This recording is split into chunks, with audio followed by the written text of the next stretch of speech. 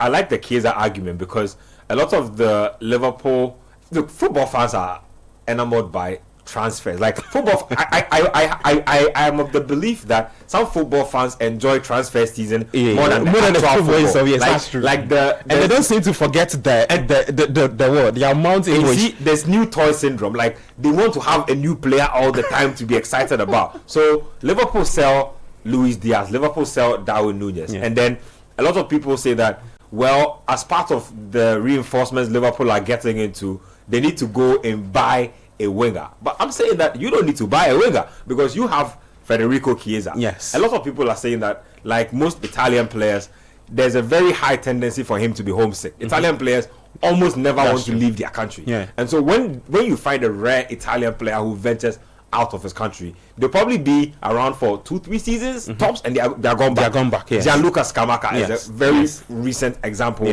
of how Italian players behave when it comes to this. So there were a lot of reports about him wanting to go back. Chelsea had to deal with Zappacosta. You remember him?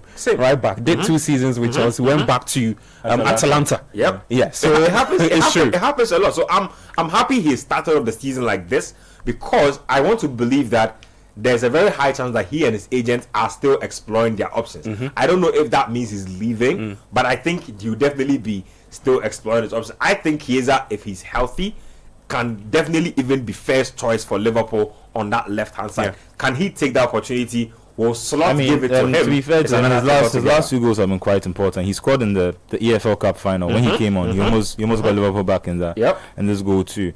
And I think I heard him speak. Hearing him speak yesterday, it sounds more like he wants to stay, because the narrative that had come out throughout the whole window was very much like he's like you said, he's homesick. He wants to go back.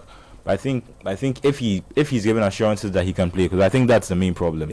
I think him getting playing time, especially coming off that injury, because I think I'm recovering from an ACL. It's harder for some players, and some players are never the same players again. I think if you look at someone like Ansu Fati, I don't think he's ever fully recovered and been that player. But if he can get a good run of games, if he can get into good form, I think he's a very good player for Liverpool to keep. But just quick word on Mohamed Salah, right? Yesterday, so he took his tally to 10 goals when it comes to opening day goals. Overtook Wayne Rooney, who had 9. And I think yesterday on Panorama we spoke about Salah doing this at age 33. Last season, Liverpool were heavily reliant on him. And Kwachi talks about Ekitike going on to be one of the best signings Liverpool have done. I think if he's able to continue like this, and today I listened to him speak to Jamie Carragher. A question was asked about the Bundesliga and the PL, and Ekitike said something really interesting, and that's so true, that in the PL you don't have a lot of time and space to do a second think. A second decision. It comes one time, you have to hit it.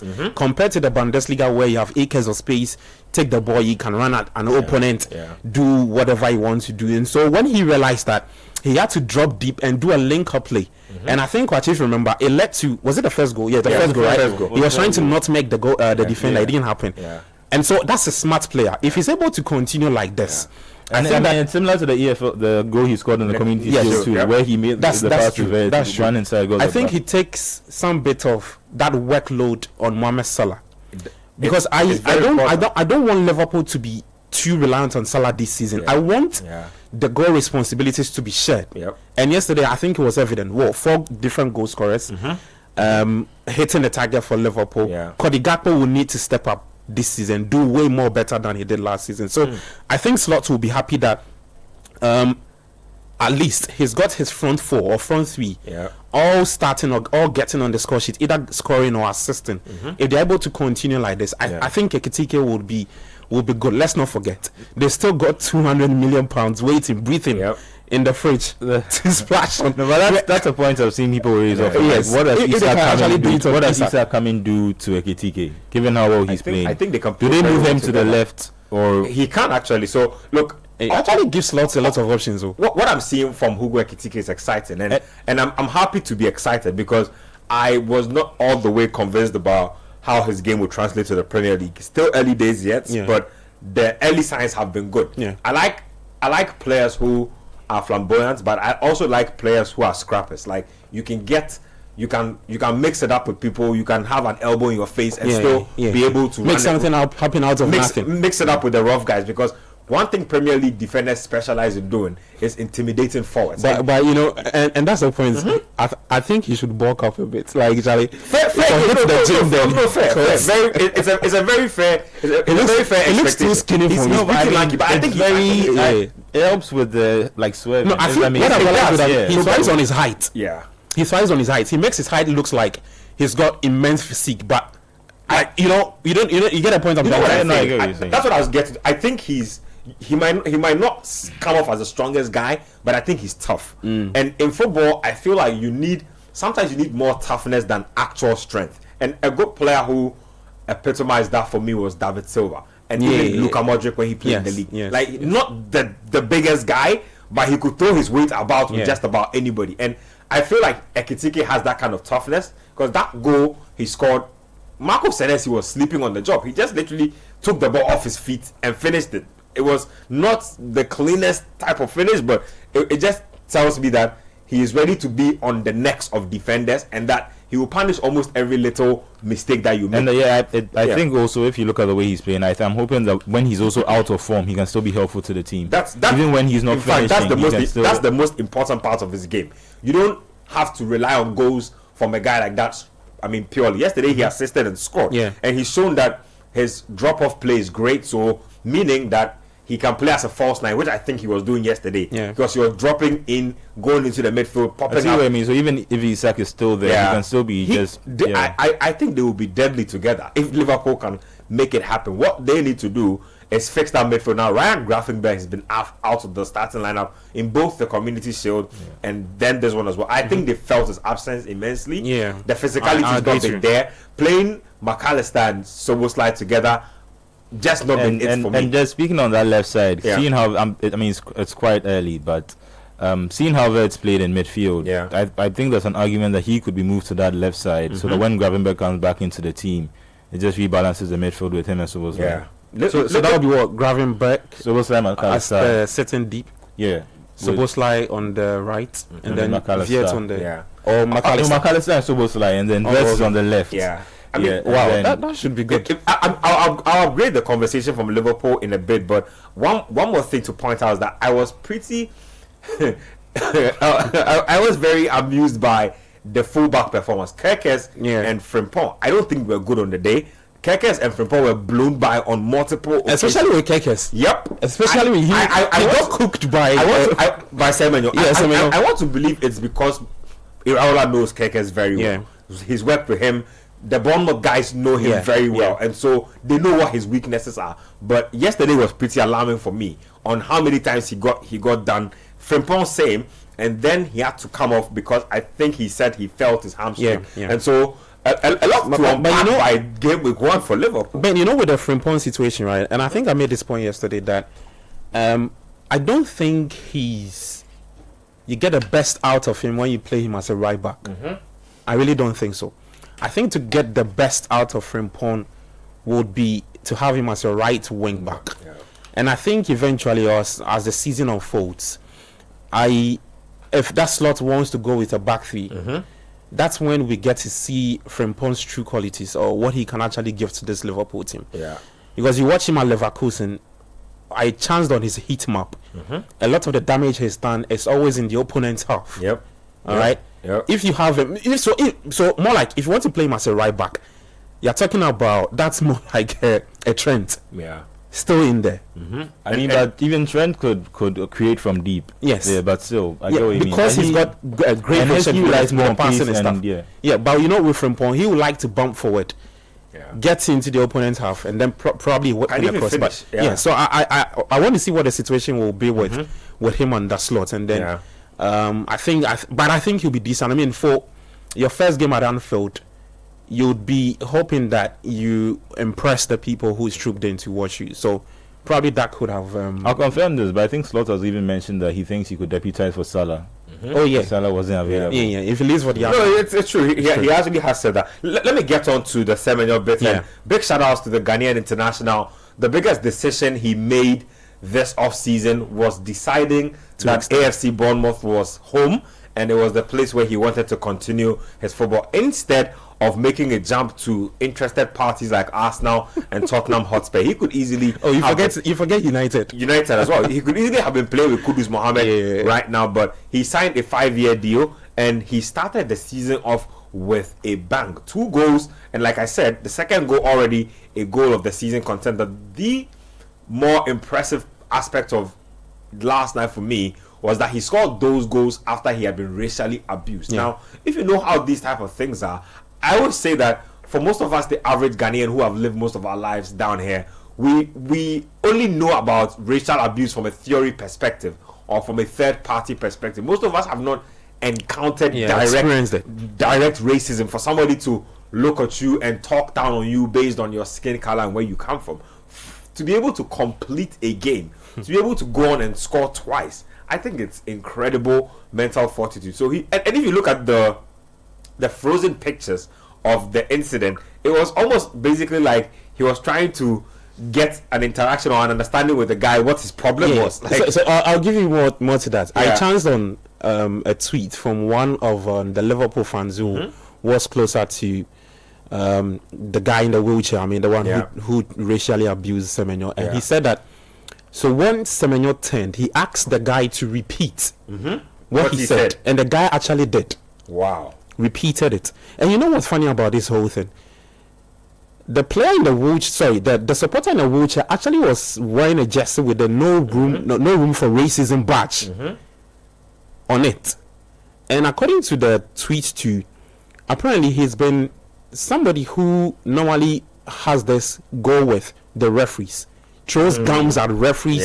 The gum he's chewed, takes it out and gives you some middle finger. So a perpetual troublemaker. Yes, and according to the account from the guy who posted is that he's been monitoring him for a while now. Semenyo came close to where he was seated, picks up the ball, and then you say whatever you want to say. But I want to give props to Semenyo. Look, he looked really calm. Cool as ice. Cool head. In fact, Andoni Raiola asked Semenyo if he was in the right state of mind to continue. And Semenyo said yes, he was. And that led to he scoring those 2 goals. That's a very, very good thing for him to do. Speaks about his character. Speaks about the mental toughness he's got.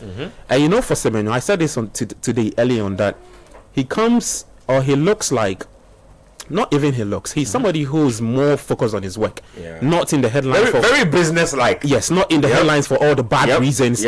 Every time you're talking about Semenyo, it's what he's done on the pitch. The kind of football he's played.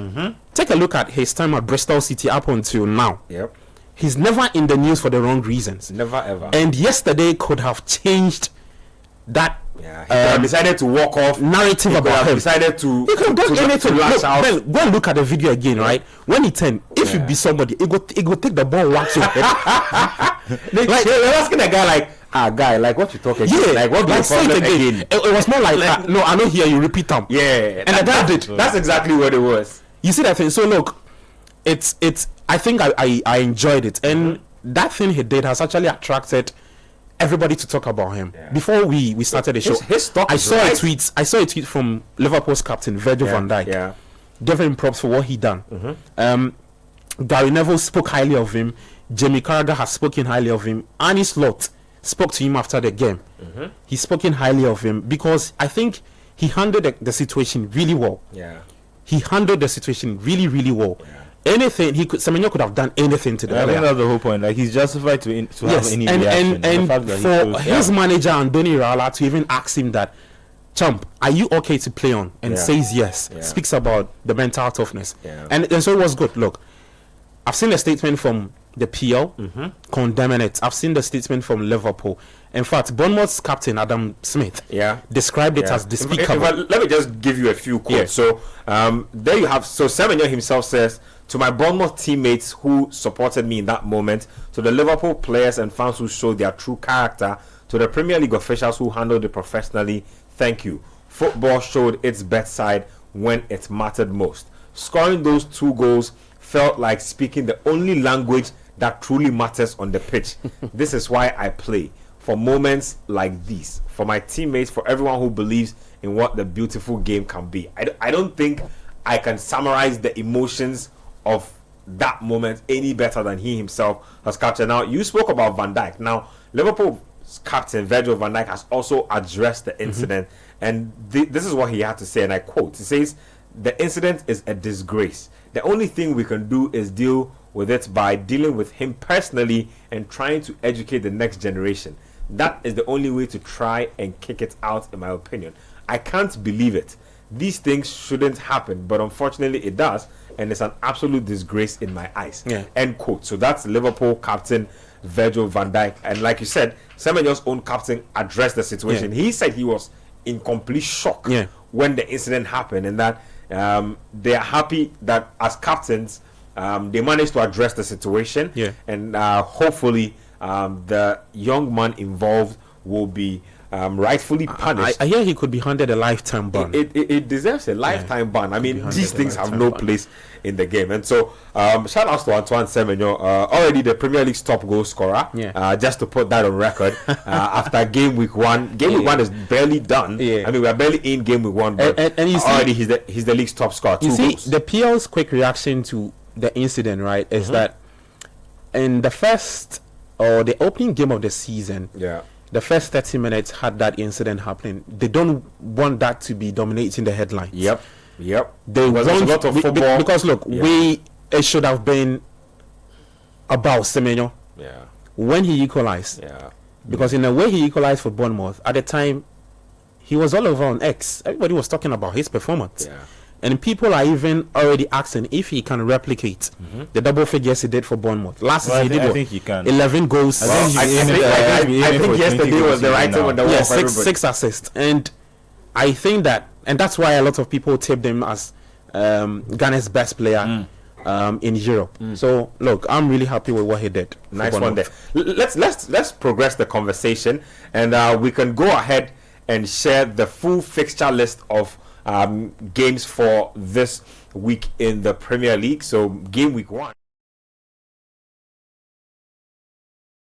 off the campaign with a 4-2 win over AFC Bournemouth. Ghana's Antoine Semenyo gets in 2 goals on the day. Brilliant goals, well taken goals. Liverpool, on the other hand, had 4 different goal scorers. Let's talk about early kickoff from today and what happened in that particular game. It was a game between Aston Villa and Newcastle United, and already anybody watching can pick out a ton of talking points from that particular encounter. So it ended goalless. There was a red card in the game as well. Ezri off in that game, and Newcastle United, some way somehow, were still not able to take advantage. Let me see if we can get into some of the talking points in that game. So basically, Aston Villa missed out by a hair's breadth for the Champions League last campaign. I'm expecting that they will come in with some renewed hunger to be able to make that competition. But if today was anything to go by, I think a lot of questions need to be asked. Now, if you look at the lineup that they put out today, fairly uniform, very, very close to what they had last season. I think with the exception of the goalkeeper.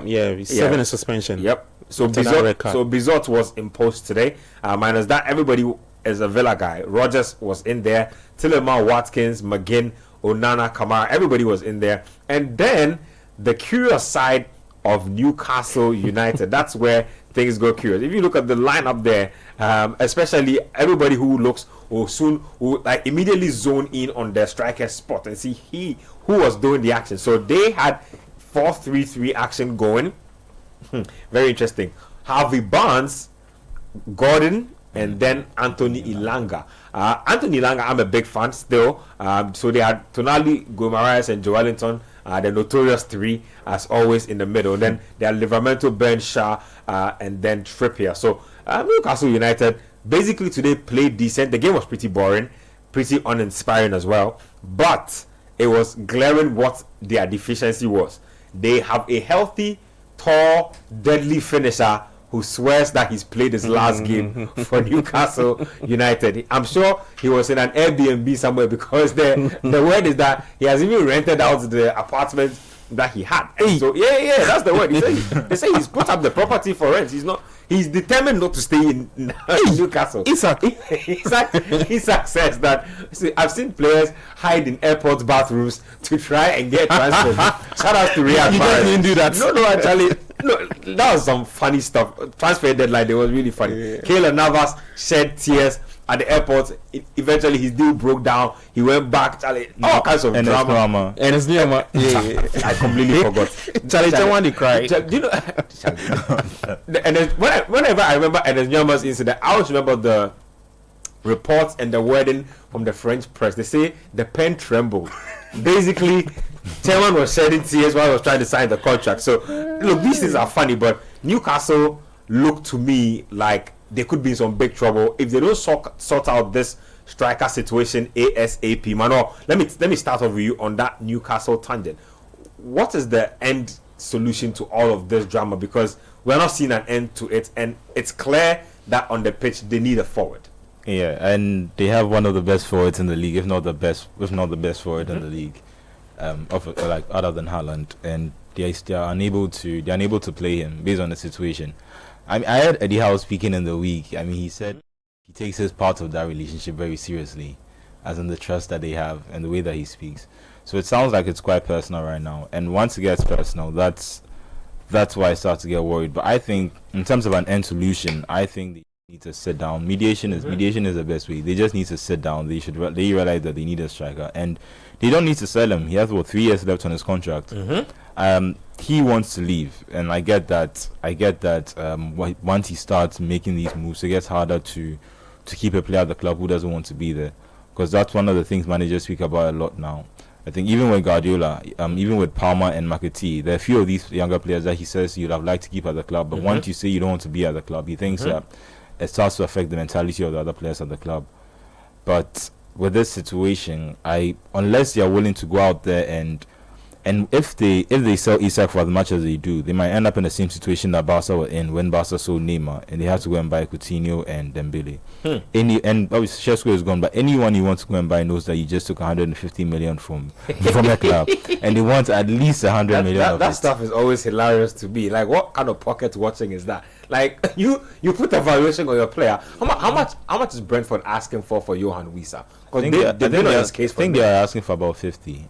Getting close to 50. How old is Johan Wissa? He's almost 30 years. Yeah, he's just about 28, 27. Yeah, I think he's about 28. And I think he has a year left on his contract, which makes it harder to. But then you've seen players like, obviously Hazard was an exception, but you've seen players like Hazard go for 100 million left with the 1 year left on their contract. Yeah. And if you see how Newcastle are trying to also get for Gay, because they turned down 61 million from Newcastle last year for Gay. And they still want about 50 million for him now, even though he has a year left on his contract. So, but I said, Isak has a lot of time left on his contract, and Newcastle don't have to sell him. And as good as he is in the World Cup here, I think he'd want to play. Yeah. And I think the reintegration, because players will get over these things. You saw it happen. When I didn't think Tevez would get back into the Man City squad when he and Mancini had the fallout. But I think with these things, if you're just able to sit down and talk to the player. And like you said, they have a price that they want to sell him at. And they should go and buy what's his name, Nicholas Jackson. They clearly need. They should go and buy. You are trying to sell Nicholas Jackson so you can fund your other projects. Chelsea they need million. Oh, for Nicholas Jackson, they can pay. They have money. Come on, yeah, Billie Jean gives you 15 goals and then 10 yellow cards. You need to add that. He gives you 10 yellow cards. Takes more yellow cards than even centre back. Well, you should see the quote from the word from Maresca today about Nicholas Jackson, that look, the situation is clear. Yeah. He says Jackson can leave. Yeah. And I'm asking myself this question: is Jackson and Maresca falling out? No, Maresca has the same players. He's done it with Sterling. He's done it with the few other players. It brings me to this point. He's very, very blunt. Very. Doesn't sugarcoat anything. He started when he came in. He said that those I want will be here. Then I don't want to go in the bush. And I just remember that thing he did last season. That look, I just think that he's taking Jackson out of his. No, but it's clear because the last 2 games Chelsea played against Leverkusen and against AC Milan, he was not on the bench for these 2 games. And clearly, for Maresca, the plans with his strikers up front is Delap and João Pedro. I mean, but he should come back because he played him in the Club World Cup. Was it just the Flamingo red card? No, he played. Yes. So the Flamengo game when he came in, that's to be honest, there's no bigger statement than buying Delap and buying Joao. But what I'm saying is that at the Club World Cup, he was willing to integrate him into the squad. No, but let me tell you why Maresca actually, I think that lost faith in Jackson. You remember there was a game when Chelsea actually needed him. Went on and he picked up a red card. Yeah. I think that's where the relationship broke down. If not for Pedro Neto, I think it was against Brighton. That goal he scored that ensured Chelsea qualified for the Champions League. It would have been on Jackson's head. I remember. You get it. So I think that's where that marriage between Jackson and Maresca fell out. Because look, we can't have a striker that he can't give us an assurance that we can rely on you for you. So Newcastle should go and pay it and take the player. And Newcastle today, do you know who they brought on? Osula. In the 90th. 1 goal in 15 appearances last summer. He's unrefined. No, but the thing is, for the price of Isak, and you've seen it with obviously Šeško is a good prospect, as you said. Look, but you've seen it with the market. You are not at this time. You are not going to get a quality. I'm not even buying that because look, Newcastle had Champions League football in their back pocket. This is the worst performance in the transfer window I have seen from a Champions League level team. They let a lot of players with money to spend. Look, teams qualify for. Sometimes when teams are qualified for the Champions League, yes, they are getting the Champions League revenue, but they are panicking even about their foray into Europe because they don't have the money, and that Champions League revenue is going to end up coming back to pay for all their. Newcastle don't have money problems. They don't have any money. Yes, they need to balance out their books with PSR and all of that stuff, but. They spent heavily. I think that was the point. When they came in the first year, they spent a lot of money on certain players, which is fair. Say 70 million on Tonali, on Botman. You see, this is what I'm saying, that they should have done better planning before the season ended. Okay, we are selling Isak 150 million. If that's your price, sell Isak. If you want to spend 50 of that, replacing they rejected the bid. The thing is, I don't think they are going to get 150 million from Liverpool at this time. I don't think Liverpool, given how much they spent on players, I don't think they. It's clear that Newcastle actually missed Isak today. It's really clear. In fact, that was the biggest takeaway from their game for me. The stats are backing it, and per my observation from today's game, the last 6 games without Isak, Newcastle have never won. In the last 4, they've had 75 shots, an XG of 9.4. And they've struggled to win games without Isak. Yeah. And today, if you look at the lineup, what's his name? Eddie Howe went with. He went with what? Harvey Barnes. He went with Anthony Gordon. And who? Anthony Ilanga. Charlie, these are players with. Harvey Barnes has fallen off for me. I used to be a big Harvey Barnes fan. I mean, not that, and this is not even too long ago. Like a season or 2 ago, I've always felt like if he got a good number of games under his belt, he was always deadly, but he's just been getting injured so many times. He's become unreliable. Look, I mean, this is a chance for somebody to step into that Isak void and make it theirs. When Tonali gets the ball, right, or Barnes gets the ball, even Ilanga, they did this on several occasions. They're whipping the cross, expecting that a diminutive Anthony Gordon makes himself an avenger or a superhuman in the box. Like, I don't know, more like they've still not recovered or still not come to terms that there isn't Isak there, somebody who will fight for those very, very difficult things in the box. And clearly they missed him the entire time. The one thing people don't know about Isak is that, look, you said Isak, you were talking about Isak and Haaland, you're comparing. I think that, I know it's almost ridiculous when you are talking about strikers to say forget about numbers, but I've always said it, and I said it 3 years ago, I said it 2 years ago, I'll say it now.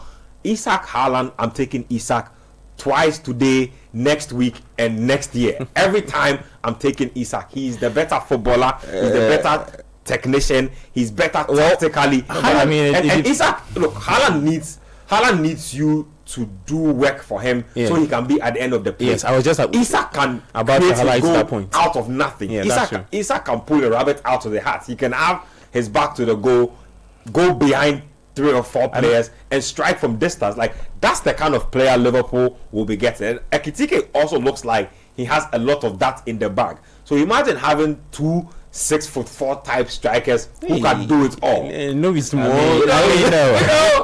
No, but to be fair, I think Haaland can pull a few rabbits out of his hat with his finishing. Because sometimes you just need to get the ball to him. But that's the problem. You see, he needs to be in a certain zone.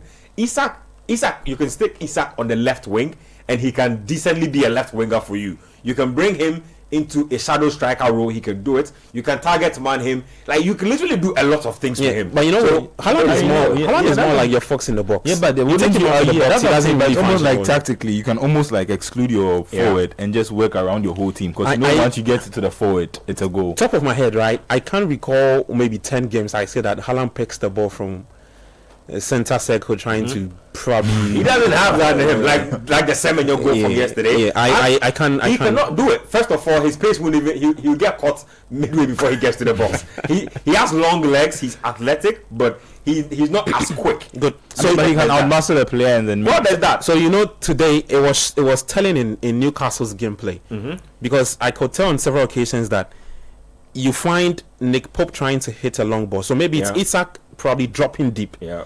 Makes himself big. Who is running? There is Harvey Barnes or there is Elanga going.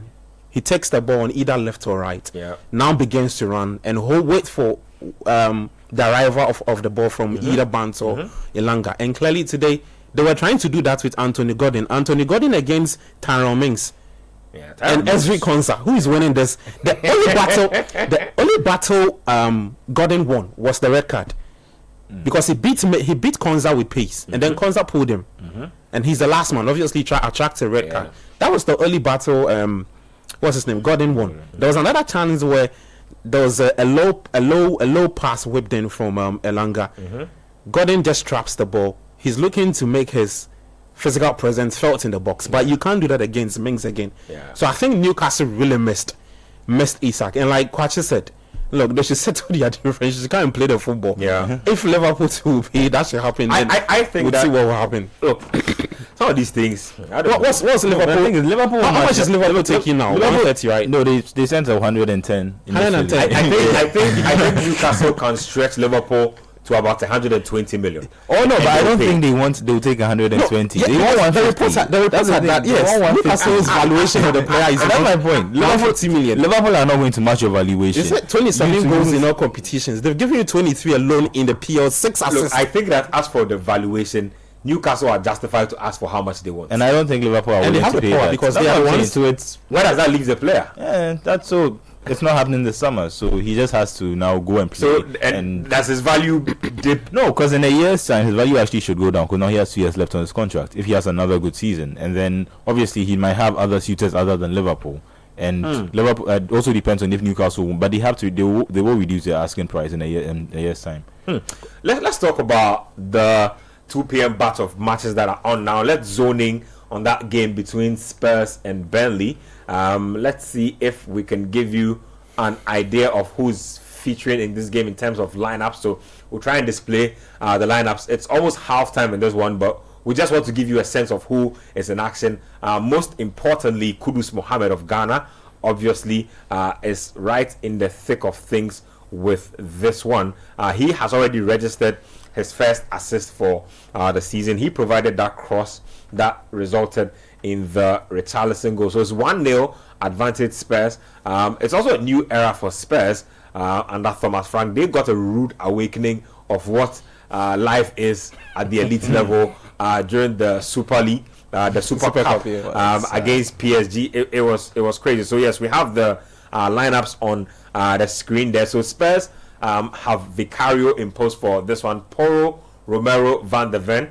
They have Spence, Sarr, Bergval, Kudus, and then Richarlison in the mix in that particular order. And then that's how it's played out. Burnley, most notable name out there for Burnley for me is Kyle Walker.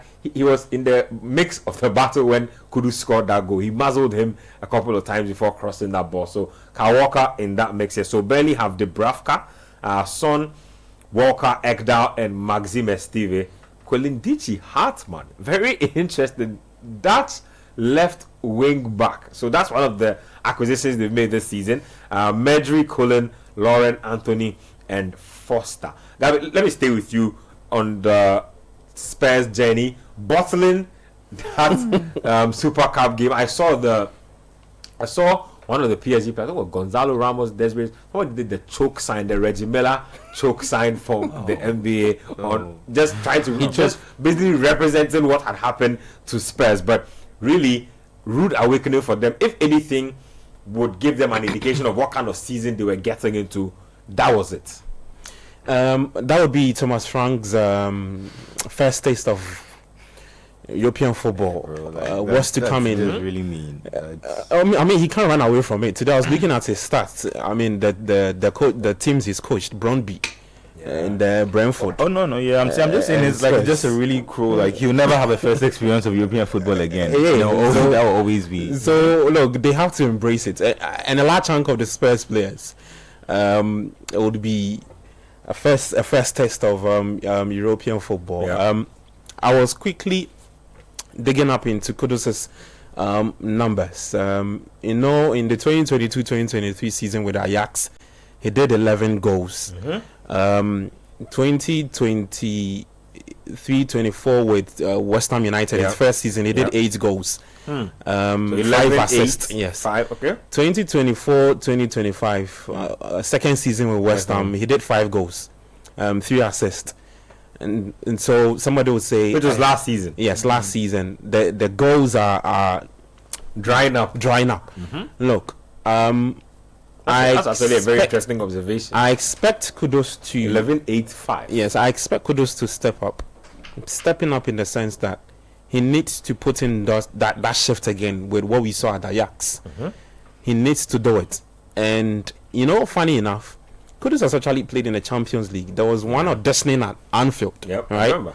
Banged Liverpool. That was a very good performance, and so he has a fair idea of how to play in Europe. Yeah. And he'll probably be one of the experienced heads when it comes to players who've played in Europe or in the Champions League, leading the Spurs line.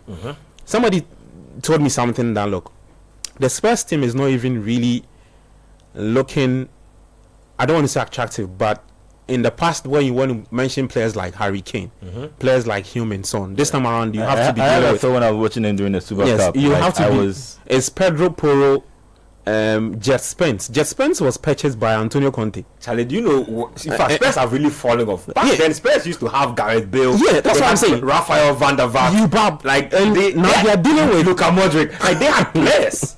They are dealing with like they had this Roman Pavlyuchenko. This is not to like denigrate or it's no disrespect to the players, but I'm looking at the golfing class or the quality that has dropped a bit. Yeah.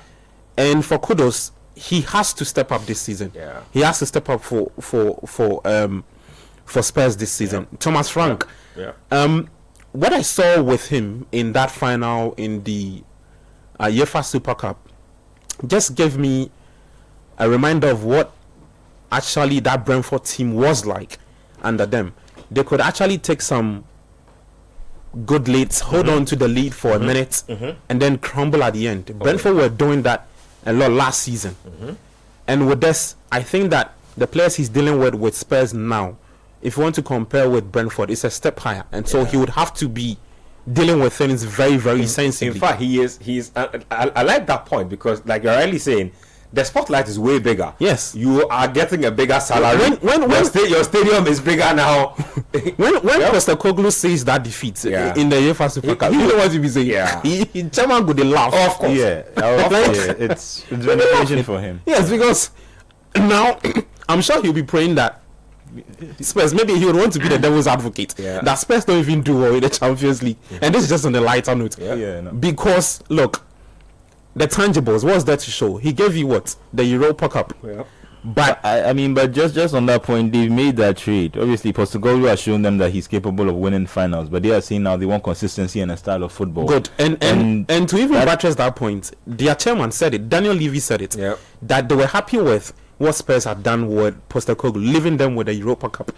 And with the league position 15th or what was 17th, right? 17th. It wasn't the best of positions, so they had to take a decision. They lost for 22 games. Yes, because that's just what the performance of the players actually reflected what they did in the league. Yes, and that's why they had to part with it. Ridiculous. So for Thomas Frank, there's no honeymoon for him. He has to hit the ground running. He has no choice. He has to do it. But I mean, I think it's worth pointing out that I think Ange made a sacrifice. I think at some point he just realized that I don't really care about these league matches. He was just playing kids and he was just saving his players for the and to be honest, league. look, that Europa League trophy is something you always hold in your cabinet. It's something that will always be on your resume, and it's something somebody will hire you because of. And so, for me, yeah, he might have lost out on the Spurs job. Yeah, he actually upgrades his CV. I think Postecoglou will be just fine. Let me just touch on Kudus a little, and I'm a little happy with some of the things he said coming into the season since he signed for Spurs, because I remember just before the season ended, he was interviewed and he made a very curious point about how he didn't care how people perceived his game, and that he wasn't going to change his game for anybody. Interview. And I thought that was a very shallow statement to make. But fast forward, under a manager like Thomas Frank, who is a taskmaster, you obviously are going to have to do a lot of running off the ball. You're going to have to be a better team player. And I've heard him say things like he is ready to embrace the off the ball effort. He's ready to be more of a team player. So in just about 3 months, that's a pretty decent mentality shift that I think will only help to make him a better player. But you can't be in Thomas Frank's team and not work hard. Exactly. Look at the players he's got. Even with Brian Mbeumo, who did 20 goals. In fact, those are when Brentford were without the ball, they were always working hard and tracking back to come and help. And you see, players don't see it that way, but I feel like work ethic will reflect in your numbers. Yeah. And Mbeumo's work ethic reflects in his goals and assists. So when he's not scoring, he's definitely assisting, he's tackling, he's intercepting, he's always getting involved in some significant statistic that does well in the statistics column. So I'm happy with how Spurs have shopped. I think they feel like they need a few more players. They definitely don't need a few more offensive players. Is Richarlison the player they're going to rely on? It looks like it.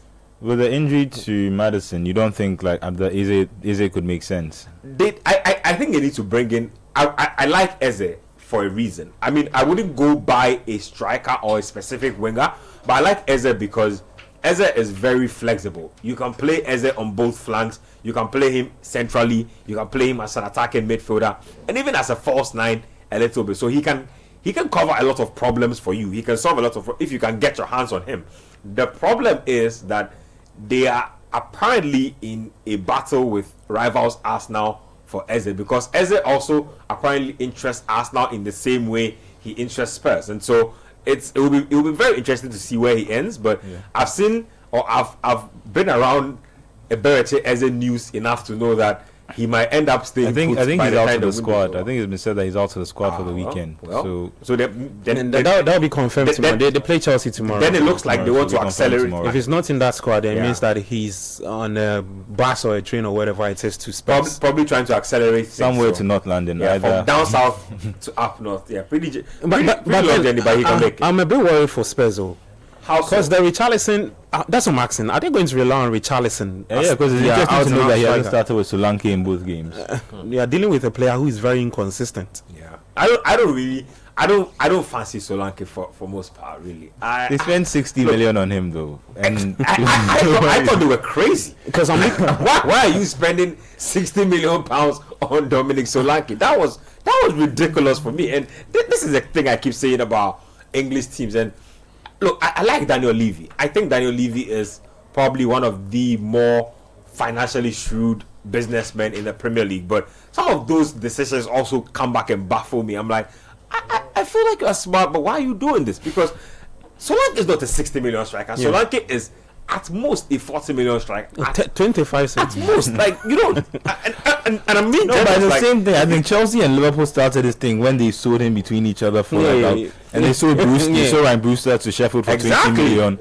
They fleeced him. That was fleecing. Like, I remember myself bought Ryan Brewster for 20 something. I'm like, are they crazy? Look, I am all for, and that's why a lot of these things run into trouble. When you are a Sheffield United, when you are a Crystal Palace, you don't buy players for that amount if they are not star caliber players and you don't have a clear-cut plan for. I keep talking about this guy. Palace purchased a young Brazilian by name Mateus Franca for 25 million plus pounds. I don't think he's played 30 games for them in like 3 years. That's ridiculous. Crystal Palace, same with Fabio Silva. Crystal Palace barely ever spend that kind of money on a player, but when they do, I expect them to get maximum juice out of the player. The player has barely seen the pitch. I don't know if he can speak English. I don't know if no value. I don't understand. So it's just one of those things for me. I don't think Spurs. I don't think that Solanke money is money well spent at all. In how many? In fact, let me pull up. Let me see if I can get. I think his numbers were okay last season. Let me bring up his numbers. Well, Ben, I think there's a bit of an update. Okay, in regards to the Semenyo incident. So it says the Athletic is reporting that a man has been arrested after Antoine Semenyo reported racist abuse from the stands during Liverpool's Premier League game with Bournemouth on Friday night. Yeah, so probably would be an arrest has been made. Yes, our chairman. The chairman in there. So Solanke's numbers from last season in the PL: 27 matches played, 9 goals, 3 assists. Decent, but probably one of the reasons why that's 1 in 3. Yeah. So I mean, I don't know, man. Probably Son was the bigger disappointment last season, but that money spent on Solanke definitely could have gone around, could have done a lot more. Our good friend for the team. Susu Graham says, please, if we can go for £70 million because of 20 goals, Solanke can go for 60 after 19 goals. Why? No, fair. It's to be honest, it's a fair argument. But I'm just saying that if you are Daniel Levy and you're not a team that's like sure money to play in Europe every season, spending that kind of money is kind of ridiculous to me, because you want to run a sustainable business model, especially these days where PSR has become a lot more stricter and the Premier League is like trying to tighten its financial regulations. I just don't think that spending that kind of money makes any type of sense. So I don't know, man. It's a little crazy for me, but anyway, that's the lowdown on Spurs. They are currently up 1-0. Richarlison up by Richarlison got the goal. Kudus got the assist. And you were asking if Richarlison is. I'm looking at Spurs as the guy to sustain you throughout the season. Options, right, on the bench. They've got Wilson Odobet, Matthias Tell. I think he was also racially abusing after that loss when he missed the penalty. And Solanke. Look, if you want to combine the goals these 3 players have scored last season, so I'm looking at Solanke and Matthias Tell. They don't even have 30 goals. They don't. Spurs would have to deal with Champions League football, the PL. I think top 4, they have to be in there. Top 6, top 4, top 6, they have to be in there. Carabao Cup, FA Cup, they have to compete. If they can win it, I don't know. And you would have to be relying on Solanke and Matthias Tell. I've not seen them linked to any other striker. I think the conversation in the last few weeks has been the Semenyo stuff. Actually. And I think they're trying to buy too many forwards. I'm not convinced by their defense. So I think they tried to get Gibbs White, and because they didn't get Gibbs White, I think they're trying to find a different alternative to that. And again, the injury to Maddison, because now he has a long-term injury, and if in terms of creativity within the team, they have Paulinho, who's going to be good defensively, but in terms of creativity within the team, I don't think they have as many options. So that's. But I think in midfield he's being Archie Gray and Lucas Bergwell. Yeah, he's gone with Bergwall, Gray, and they spent a ton of money on Archie Gray as well. And they ended up paying him in centre back. But these are young players. Last season, because of because of the injury crisis, they were just played anywhere. And obviously, because now it seems like they are more mature, but I still think you need to realize that they're still young players who are still developing, and you can't rely on them every game for consistency throughout the season. Well, it's actually a funny situation, right? Yeah. I'm just thinking about something. Let's try and look at Harry Kane's time with Spurs, and if we just want to swap things a bit, the kind of form, I don't want to say form, or what the Spurs would have to be dealing with this season, and juxtaposing it with the talents they've got in terms of the attacking talents they've got. Spurs are playing in Europe. If Harry Kane were to be with Spurs in the current situation, I think this is actually an opportunity he relishes.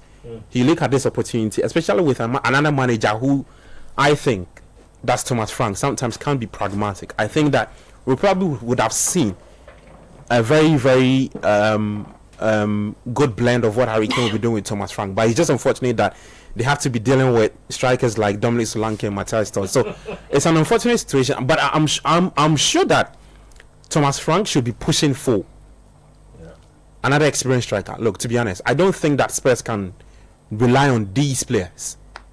I don't think so. Richarlison is not a consistent player for you. For me, he doesn't give you 25 goals in all competitions. Nope. He doesn't. That would be an exceptional season for me. I think Richarlison's best numbers have been, the last time I checked, has been 12. He doesn't give you. I think they are banking on Kudus to give them 10 plus. Kudus can't do it all. If Kudus is doing 10 goals, you have another player who is also doing 10, maybe 10, 15. Yeah. That's shared responsibility in terms of getting the goals. Then you can say, okay, we can give it a push. Yeah. Because I think Spurs would have to prioritize either the Carabao Cup or the FA Cup. I don't see them do anything in the Champions League, anything miraculous, anything big in the Champions League. I think as far as they can go would probably be a round of 16 or something of that sort.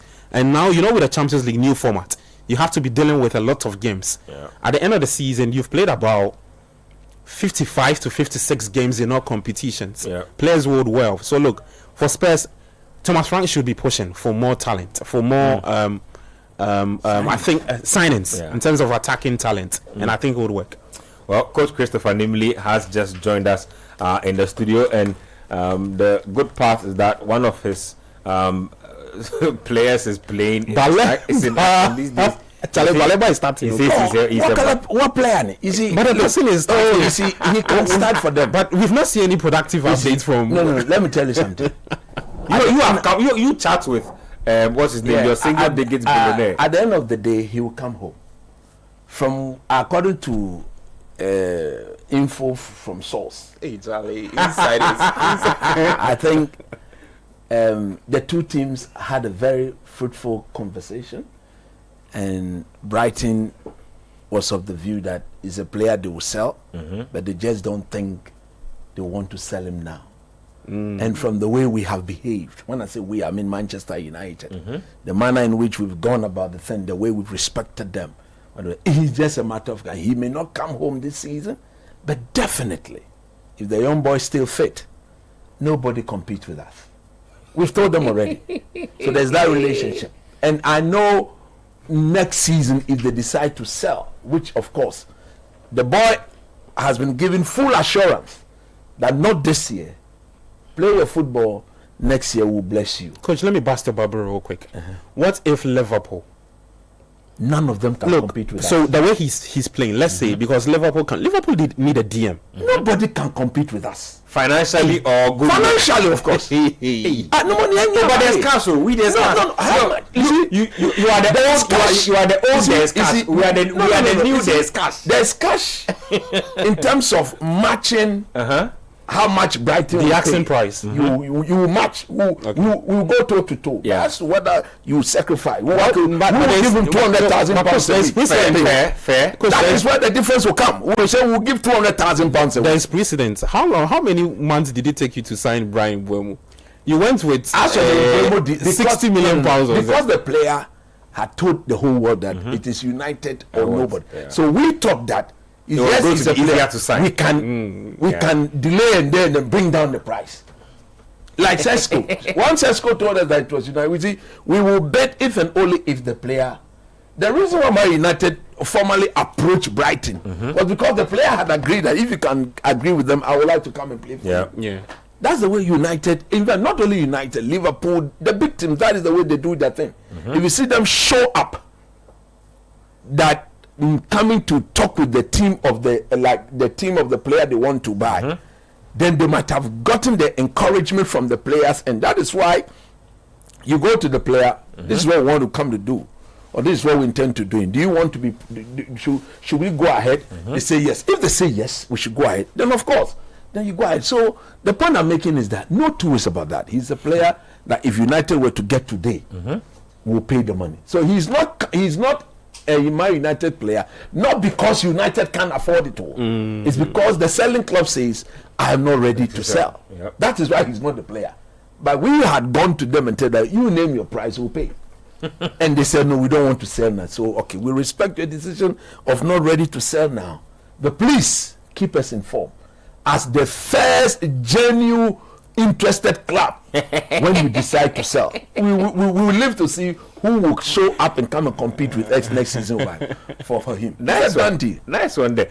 We're just talking about Kudus before you took your seat. He's provided his first assist of the season already. Cross to Richarlison that was well converted. Tottenham lead 1-0 against Burnley. So Kudus is playing on the right hand side. But today we are not seeing goals, crowd. Yeah, today's games have been Brighton goalless, Sunderland goalless, which is disappointing because of how yesterday played out. There was 6 goals yesterday. So I thought it was going to be more. It'd be the Villa Newcastle people. Yeah, that game was. Because you know what that game? Yeah, I did. It was really worrying. Anyway, just snap thoughts on Kudus in his new environment. Your expectations for him, how he started off hitting the ground running with an assist and all of that. You see, like Kudus, he also told the whole world, "It's Tottenham I want. I don't want any other team." Mm-hmm.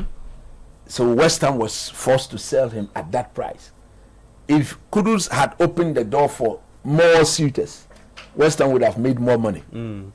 No two ways about that. But having said that, I think, look, it's a new challenge.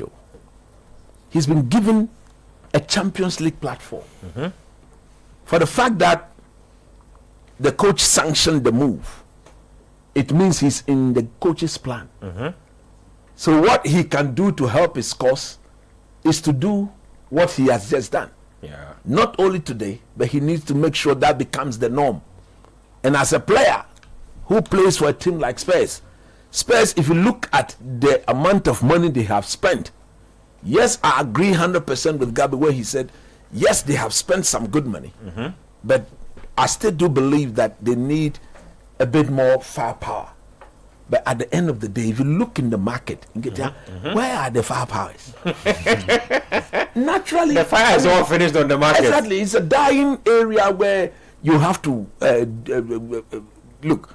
You have to take a chance on somebody. Exactly. But as to whether that person is in, and at this level, what the teams don't really want to do is to gamble. Every transfer in itself is a risk. So if you are not that sure, you don't want to commit yourself to it. Prior to this market, we all knew that the strikers penalty. Okay, so let me just interrupt Coach for a bit. Coach, hold your thoughts there. I'll come to you in a bit. So we have a penalty in the Brighton and Hove Albion versus I think he dived though. The referee No, there was a touch. The referee, I think it was Jorginho Rota who was brought down. The referee looks like he's consulting. He's doing a little consulting with his officials. What have you, just to ascertain that this is a penalty he can take. It looks like a very I don't know, man. I won't give them. But at the end of the day, you see, it was a tangle of. No, but you see, Rata has the ball. His left side. At the end of the day, they are running, and then the other guy's legs happen to go in between. That's on the break. I think he's giving it because it's one of those ones he's given it. He can't now not give it. Ben, I think the player himself is not smart. He started chasing Ratas from before he got into the box. One thing you don't do that. Made him off balance. Yeah. So once he got into the box and he took a touch, they always give the benefit of the doubt to the offensive player. Yep. In a situation like it's just a very. But I think the striker was smart. Exactly. That's what I'm saying. Have witnessed so That's far. what I'm saying. I think the game itself is crying for something like this. Yeah. One of them will have to score to open up the game. Yeah, at least break up the virginity of the game so that we can see some open play. Because if you look at what we saw yesterday, this is completely different from the quality. Talking about Brighton, they extended Ghana's Tariq Lamptey by a year. I believe he should be on the bench somewhere. But let's he's out. He's injured. Let's keep an eye on the penalty, and it's finished coolly, very coolly done. O'Reilly, the central midfielder, I think they brought him in last season for some decent money, converting that penalty very sweetly there. So Brighton and Hove Albion lead Fulham by a goal to 0. 54 minutes played. The Amex has seen its first Premier League. You know the beauty of it. Anytime I see Baleba, I'm happy. I see him as a future Man United player. Two ways about it. I see him as a future Man United. He will probably wear red. It might just be it might not be the United red. Let me see. We want to throw the challenge to anybody. Liverpool, Arsenal, Man City, anybody who thinks Brighton are we are ready to sell. Let's go and compete. Let's see who wins. Hold your horses there. Let's take a quick. Let's see who wins. They don't give me this. No. I'm a Baleba. I've already said that I'm a Baleba. I like that tune. Actually. Exactly. I'm a Baleba. I believe in Baleba. At the end of the day, like I've said, he's not a United player. Yeah. Not because United cannot pay the money, but because Brighton are saying, we beg you people, please, we are not ready. And it is within their right to decide whether they will sell or not to sell. Yeah. You can't force them to sell. The player, did the player tell them he wants to leave? He told them that if you can negotiate, I want to go and play for them. But they say, okay, you wait, let's play this season. But we know he will cost over £100 million. But you are ready. We are actually. You are listening to the Republic of Football, live on 97.3 City FM. We are live on Twitter. We are live on YouTube.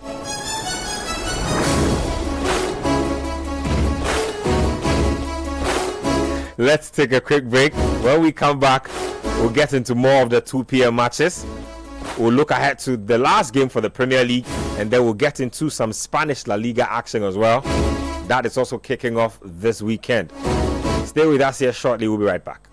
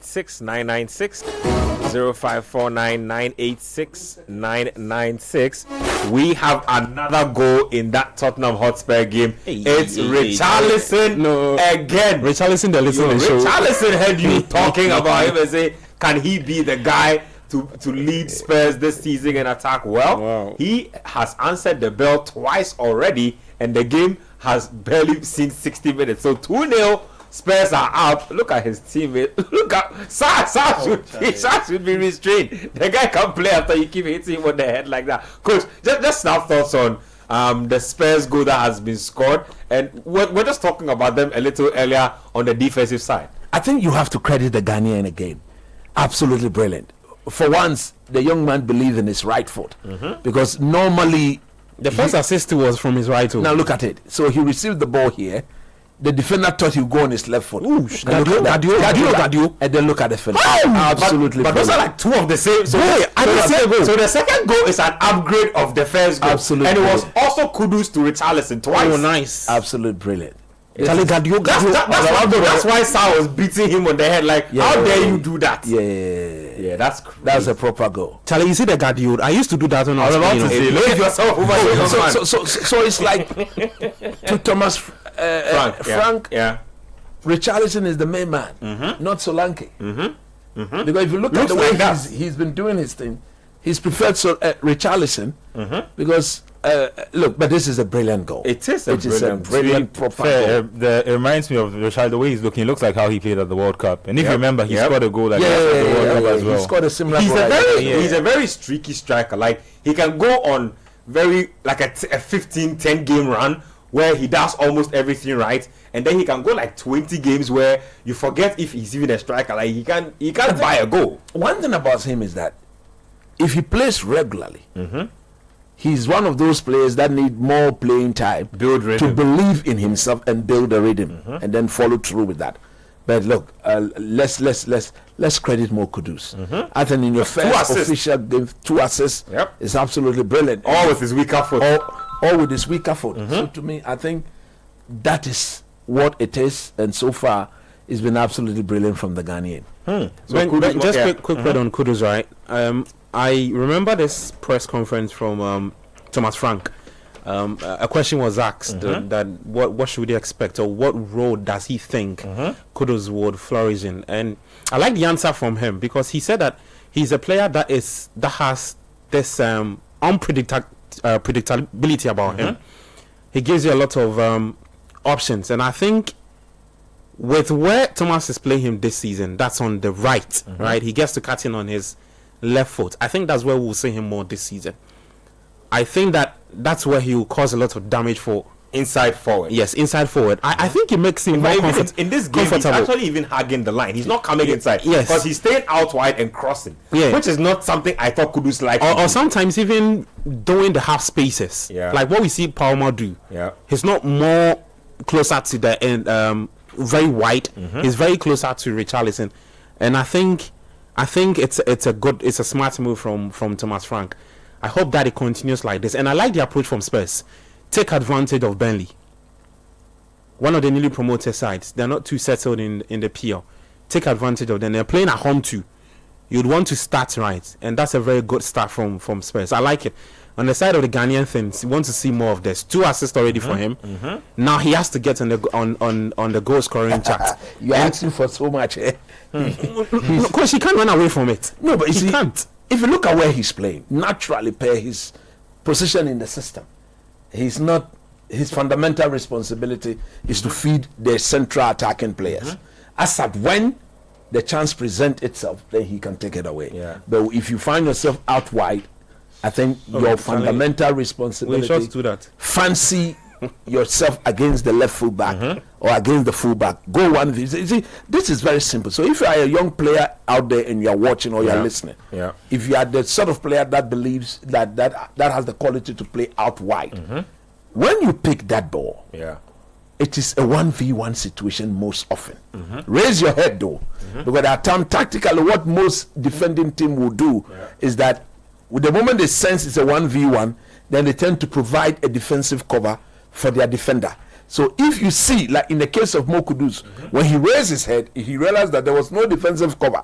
So it means that once he's able to go past the fullback, it's advantage Kudus. If he can pick up the pass, it's in the back of the net. And that was a sumptuous, proper delivery.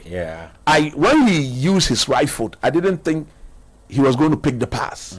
But already... the first assist with his right as well. Same type of cross. Exactly. The quality of the player has never been in doubt. His ability to see when the opportunity is not even there is what makes you a good player. And in your first official game, 2 assists, I think he's beginning to establish a certain chemistry with Richarlison. This is what we didn't see in his West Ham days. In his West Ham days, even when he played, especially the second most season, often than not, he was always thinking about cutting onto his left foot and then shooting at goal. I would say, like, it looks like he's taking there's less responsibility on him in the Spurs team. It looks like he's trusting the other players more. In West Ham, it felt like he was trying to do a lot all by himself. Yeah, when he gets the ball. Of course. Now I think West Ham, he dropped really deep sometimes. Very. Now he's. I was literally pointing out that, like Coach rightly mentioned, he prefers to cut pass onto his foot. Johnson. We have a third. Look at Brennan Johnson. Wait, I need to see that through pass again. So the pass be sweet. Spurs are up by 3-0 against Burnley. I'm sure Daniel Levy is saying yes. It's good I fired Postecoglou. Anyway, but that's what we are seeing right now. The Kyle Walker is telling off his fellow defenders, but I need to see that replay again.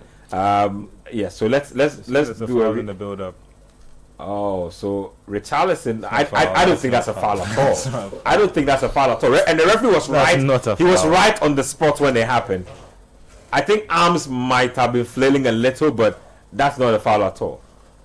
Look at Mohamed Kudus running into the box, hoping the ball would for him. But Brennan Johnson finishing that really well. 3-0 advantage Spurs. Gabby, is this a surprising scoreline for you? I'm not surprised, especially with Brennan Johnson getting the third goal. You know, last season he was Spurs' I think best player.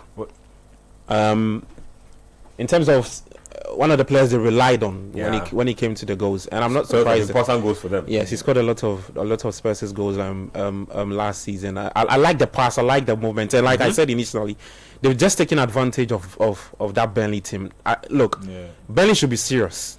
They are not here to. No, but the irony is that Burnley, I think they recorded historical defensive numbers in the championship. Someone when they went 1,000 minutes without conceding. Exactly. Last season. But this is not a championship. It's top flight of football. 3-0. As for Scott Parker, we know what he can do. 3-0 in the first game. Was it Fulham? It was Fulham, right? Yeah. I mean, he's been here with Fulham and with Bournemouth too. It was Bournemouth where they were whooped by 9-0. Yeah, I think they got. And then he went and said some very unsavory things and got fired in the aftermath.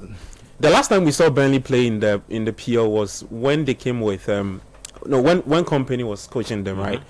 And came in very all expansive, and got punished. They went back to the abyss. They are back again. I expect that Parker, with all the PL experience he's had with the two teams, Bournemouth, Fulham, I expect them to do better. They looked easily carved open every time Spurs get a ball. Look at the goals, especially with the third goal.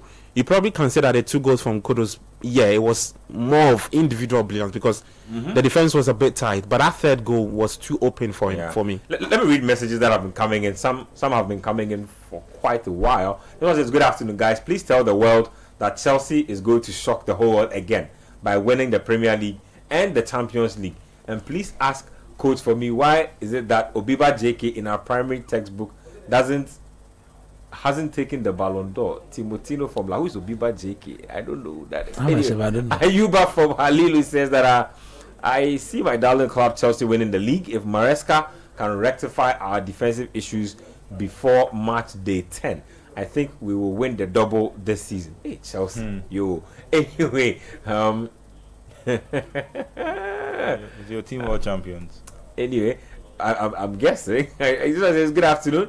Kobe Baden listening live from Dan Soma Sarah says, among all the Ghanaian born players who accepted to play for Ghana from foreign lands, arguably Semenyo is our biggest gain. I can agree to a large extent. But you know what? He's been showing some decent club form for the Black Stars. He has not really.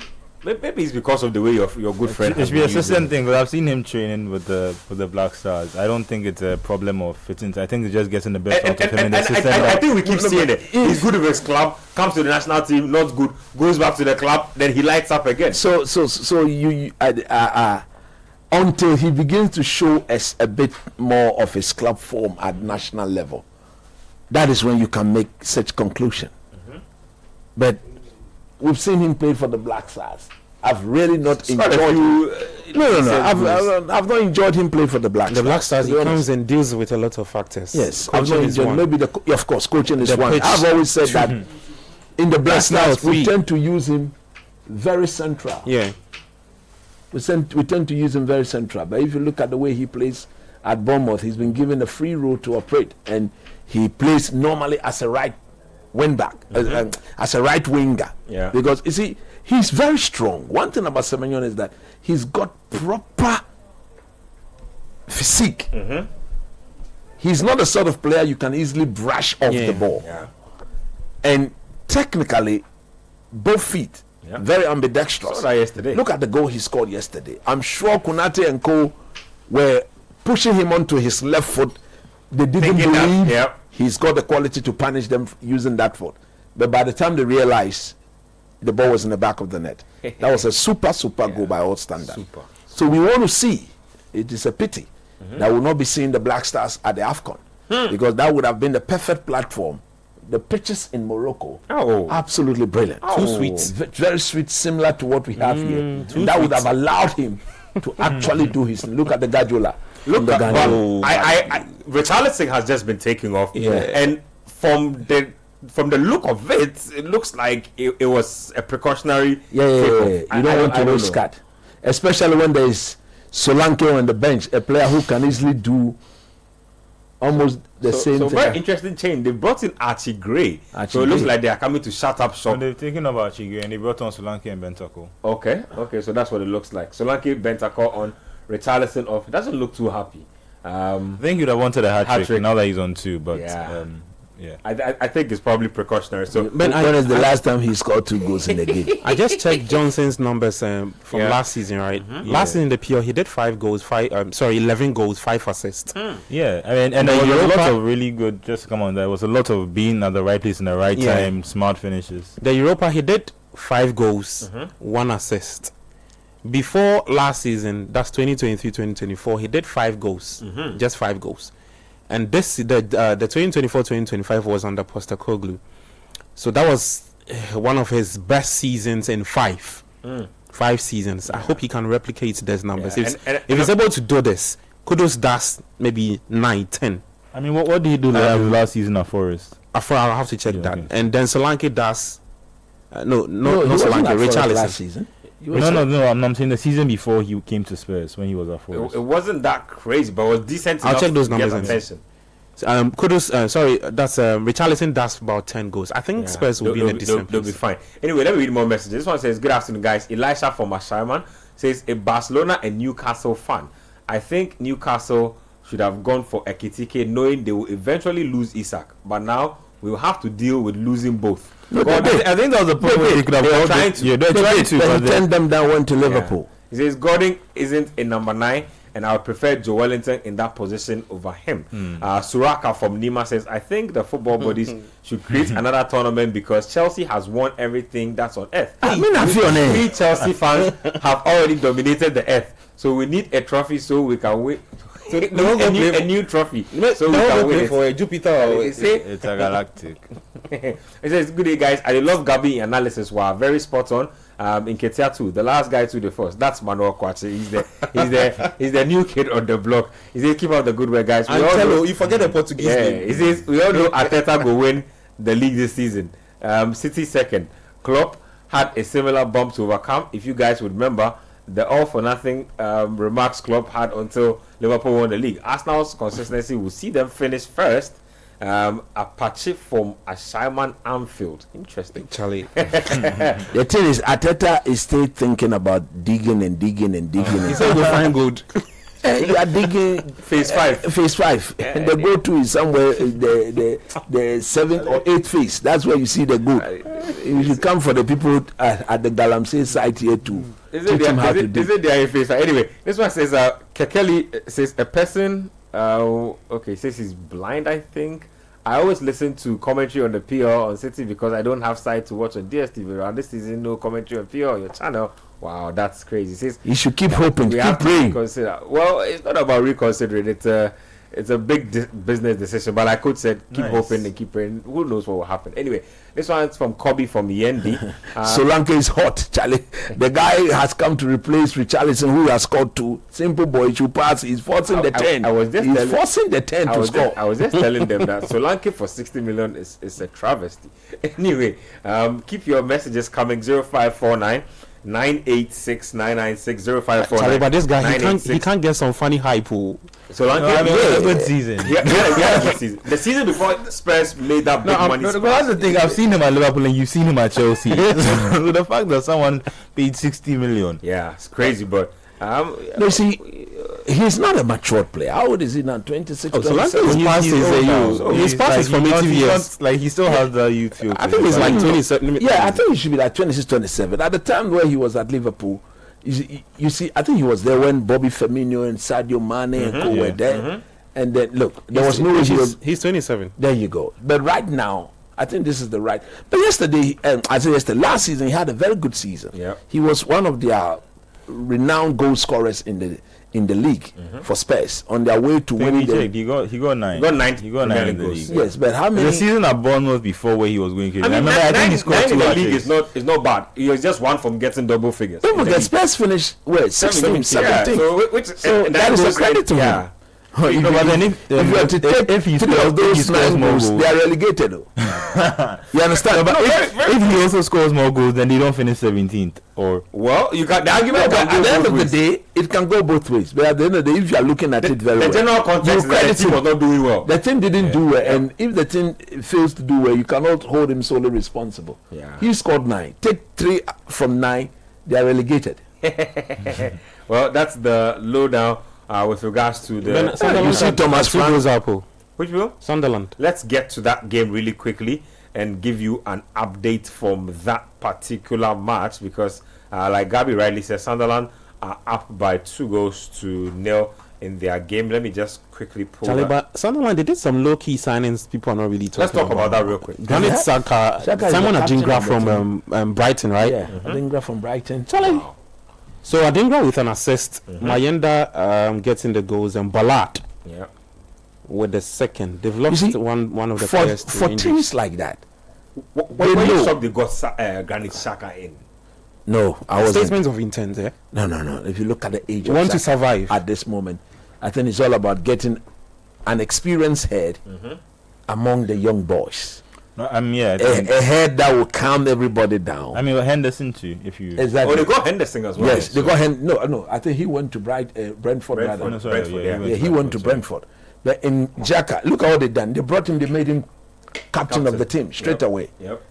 And that was a message sent to every player there that he has done it all. He's seen it all. He's very experienced, and you listen to him.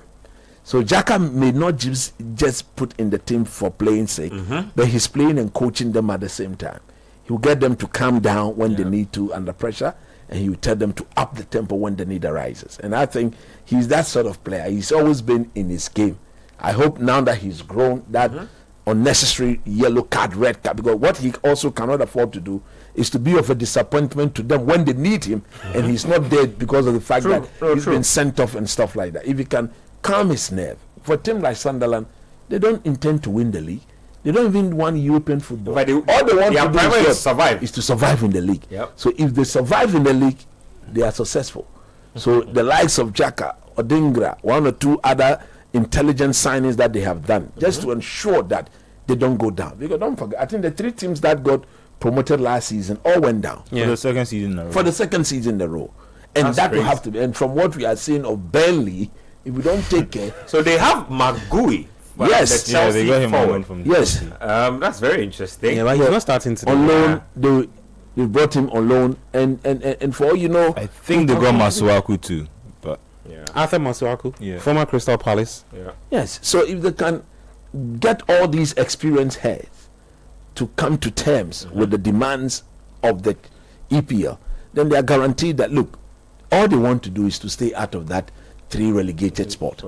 Once they are out of there and they remain in the league, then they would have been successful. Let me stay with you because I don't like what's happening in that game again with the opponent, West Ham United. Your good friend Graham Potter and Porter ball.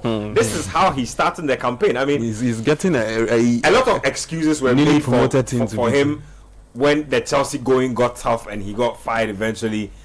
He's here. He's playing a 3-4-1-2 system. Very interesting. With hold on, let me give you experienced defenders. Jean-Claire Todibo, once upon a time. Man United never went for him. Is he Lopetegui's friend? You know, he had an issue with Hylian. Yep. So they have Todibo, Kilman, and Agued. Wan-Bissaka as a right wing back, Diouf as a left wing back, Rodriguez, Guido, and Ward-Prowse are the holders.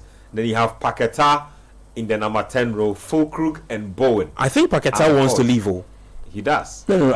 He says he's exploring his options. Yeah, apparently that's what he said. Now that the charges are out, I think he's been cleared. So now I think he had a move to Man City in the pipeline before the charges came. That was from last season. Man City will not go for him now because at the end of the day, they went for Cherki. They went for Cherki. They don't need him. They're very similar to him. So you know me. I don't trust Mr. Porter. I've never been a fan of Porter, and at the end of the day, his methods I don't think are that convincing. His methods are not the sort of methods that breeds confidence into his own playing body. Because at the end of the day, you need to get the players to believe in whatever you are telling them. That is where if they believe whatever you are telling them is practical and is a method that if they were to accept will get them to win games, they will accept it. At the end of the day, if you are playing a back three against a team like Sunderland, what most people don't get is that the back three transition to a back five is a tactical system that allows you most probably not to get beat, not to concede goals, because within if you have a back three and the two DMs, that technically is what a 5-7 defenders. Because the back three, the whole back five, they're all defenders. If you play with two extra midfielders, that makes it so. What that is that they are accustomed to winning the ball back quick, and defensive line cover is guaranteed. And also with the back five system, what you normally would do is that when in the game of football, when you are being attacked and you have at least 5 out of the 10 outfield players behind the ball, as coaches we see that as a proper defensive cover, and there's enough men behind the ball to rescue the situation. So if you are playing against a very inexperienced Sunderland team, yes, they've gone for the likes of Xhaka and Co to help them with that calm heads and a bit of composure in such games. You should let it show.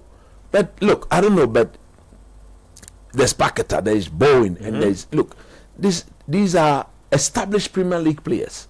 We know what these guys are capable of doing on their day. But I think Mr. Porter is still experimenting. He still thinks he's in preseason. Some of the teams, that is the way they're still thinking. They will use the first 5-6 games. You know, Pep is fond of doing that. He will use the first 5-6 games of the season to complete his preseason. Man City as a team themselves, they've not had good preseason. What most people are not talking about. Yesterday, it actually escaped me. Because after the World Club, they've not looked good at all. They've not looked good. How many games have they played? Only 1 or 2 games. Look at Chelsea. They played Milan. They played Leverkusen back to back in the space of 2 days. They had one set, rested. But in the case of Man City, after the World Club Championship, I stand to be corrected. I've seen them playing against only the Italian team. And that game, the way they struggled, I think it was against Palermo. Exactly. So somebody like Pep, I'm very certain that the first 5 games or 6 games will be the game that he will be using for preseason. If you look at the way Liverpool have started, Spurs are winning. This league has become so competitive. You cannot drop 1 point. You cannot give people start to. Nope. They are gone and that's it. You play catch up the whole season. The whole season. What is the guarantee that when you meet them, you beat them to cancel out? Because if you give them any head start and you fail to beat them, the gap widens. And once that widens, it means that Charlie, you have to throw in the towel. So I believe, who is that? Kudus. I believe Mr. Porter will have to sit up, because look, he came in the middle of last season. The same argument I made for Ruben Amorim, I made the same argument for him. But I have seen him before. He didn't convince me when he was at Brighton. He didn't convince me when he was at Chelsea. I'm not sure he's going to do anything with this West Ham, because West Ham should not be losing against Sunderland. Nope. At all. Unacceptable. Yeah. So if you are losing again a team like Sunderland, next week who do they play? Let me know. I'll pull that up for you. If you were to get beat again, that's already 6 points in deficit. 0 out of 6. Yeah. You cannot do that. Let me just get that for you real quick. Just on the Sunderland point of view, I think it's an interesting strategy, because most teams, when they club, what they trust is that because the team did so well last season and they're in good form, they can make the step up to another division. And what they decided is they're not Burnley. Yeah, they're not even going. West Ham play Burnley. No, Sunderland take on Burnley. Oh, that's a delicious game. Yeah, so. But yeah, most teams just rely on the team that come up. But I think they've just ripped their squad apart and decided that we're going to buy players who are ready to play at this level and hope that they can gel and work in time. And to be fair to them, most of the teams have actually outspent. Because if you remember, I think when Forest came up, they spent a lot of money too. Fulham to have come up. Fulham came up some time back and spent a lot of money. They blew money on a whole new, they bought like 20 new players and went down that same season. That's the season they bought Andre Serra and Jean-Michel Seri and all those guys. They went back down that same season. Was Zamba Giza part of it? He was part. He was part. They went down that season. It was hilarious. No, so sometimes it doesn't work. But I think you've seen with people like Aston Villa. When Aston Villa 2 came up, they spent a lot of money. You saw it with Forest. They also brought in about 20 players and they had 2 different teams, and they were talking a lot about getting the right team. But if you can get it right, get the quality right, I think it gives you a good chance of staying up. Because just trusting that.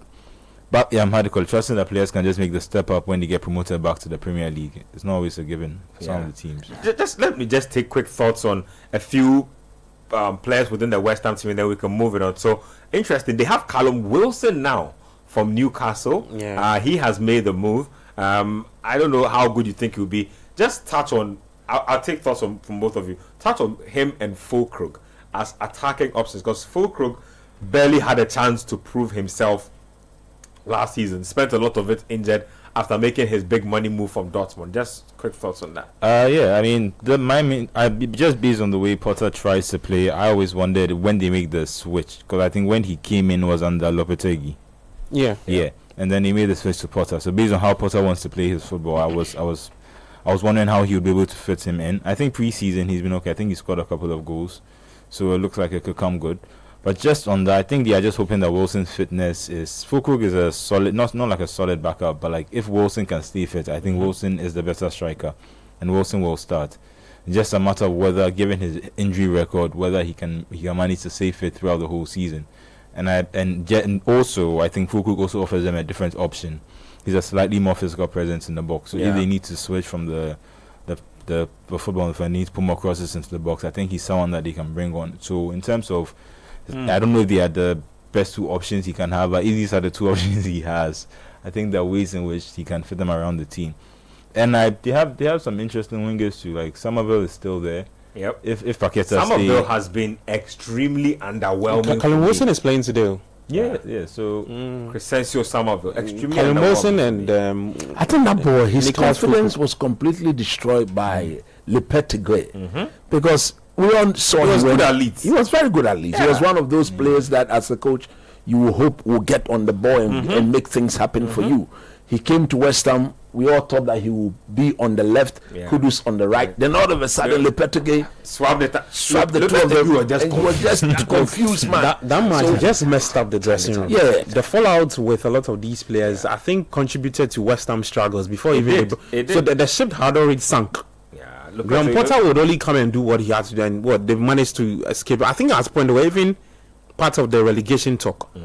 When they brought in Potter, I think he won a few. I think he won about 4 out of 6 games, and then they also capitulated a bit later. I just realized that I was just checking the. Callum Wilson is 32. Niklas Füllkrug is 33. Combined ages of 65 years. Then he made you remember there some time ago the Chelsea backline or almost Thiago Silva. It was almost 90. I remember. No, it was 102. 106. That's very possible. You remember? It was 106. It was Thiago Silva. 39. Aspilicueta, 38. Those two are. Aspilicueta is not 38. Check. Aspilicueta is not there. But Aspilicueta, Atletico, what was his age? I don't even think he's 38 now. Don't check. I think he was 35, 36. You checked. He was old. 40. It got to the time Thiago Silva 40. 40 plus 36. Oh no, he was 40 this year. I thought who was it? It was Rudiger. Rudiger was at the time, I think he was 30. Or 20, I think in his late 2020 now. So look, you 30. You are in the 30. It's not, isn't it 90? Add Thiago Silva 10 to it. Is it not 100? If you add this, that's 106. You remember we did this program on Scorecard. So 106 years. They couldn't run. And today this man transferred the crew. So Coach Aspi is 35 now. Yeah. So at the time because he moved to Chelsea. I think it's about 2 or 3 seasons now. He went to Atletico Madrid, right? So by the time he was 32 at the time. So if you add, so he moved in 2023 to Atletico. So 32 plus 40. Let's take that's 30. No, let's assume you okay. So that's 90 years. At Thiago Silva 10 to 100. At 106. No, but Thiago Silva is 40 this year. No, he's more than 40. Man, he's a Brazilian player. But is it the points I want to make about Callum Wilson and Nicholas Füllkrug is that I think of the two, if I were to be in Potter's shoes, I think I'll go with Callum Wilson. That's if he stays fit. Yeah. Because I think he's more of a finished product, or he gives you more quality finish than Füllkrug, and that's not to like disrespect him, but I look at player again with he's also more mobile. That's Füllkrug, yeah. No, I mean Wilson. Wilson. Wilson. His only problem is like staying fit. Yes, and he comes with PL experience. He's bent on going to Tottenham. Yeah, it looks like that. It looks like he will go. He's told the people. Yeah, he's been left out of this week's game squad. He's told them. Yeah, he will go. So it's a lot happening. I think we are in time added on. It's 3 minutes of time added on for Spurs and Burnley. Some report from Simon Stone that says that Brighton are still proving stubborn. But don't worry, I don't think you have actually for Baleba. Yes. The reports I am getting is that United will want to test Brighton's resolve right up until deadline day. Until deadline day to see if they will crack. These things. What these things do is that I think United are trying to unsettle Baleba. That's what they are trying to do. He's working in the game. They will keep putting things in the press.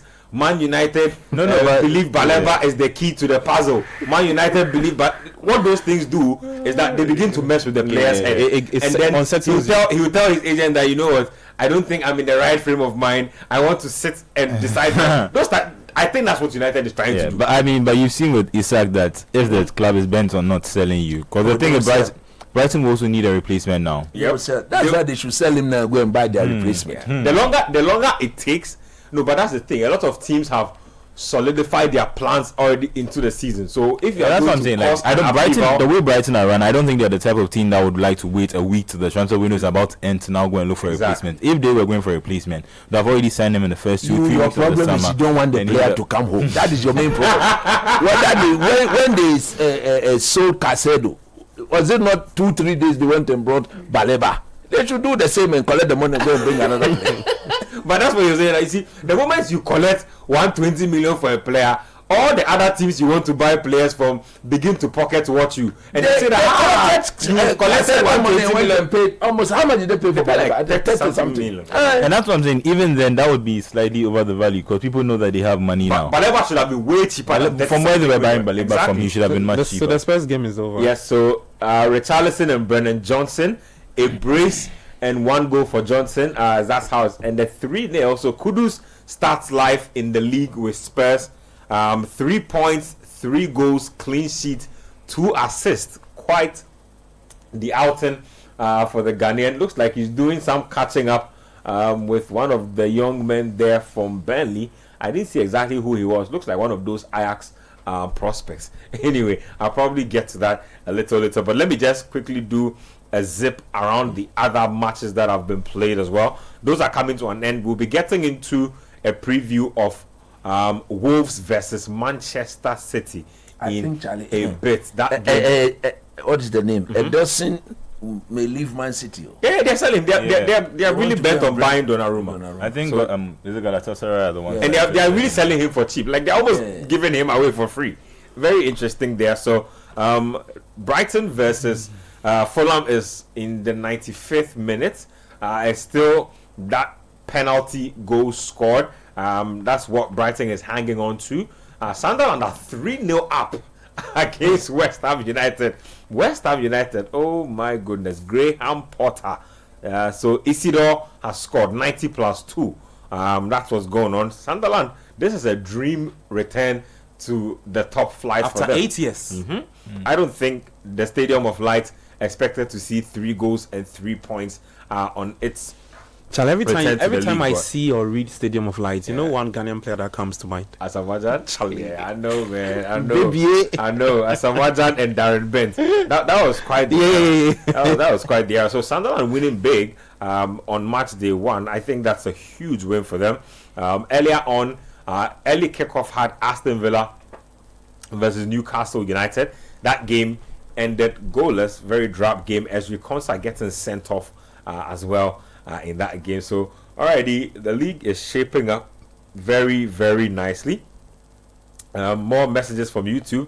Some also coming through from our message box. 0549 986 996 0549 986 996. You are listening to the Republic of Football here on 97.3 City FM. We are live on YouTube and also live on X or Twitter. Let me get into some other stuff as well. Let's get into that Manchester City versus Wolves game in a bit, and then we will tie it all up somewhere around 5 p.m. So there's the big game between Man City and Wolves coming up. That game, I believe, is at 4:30. Now, Manchester City, let's start off the discussion. Coach, Rodri was supposed to have been ready for the start of the new campaign.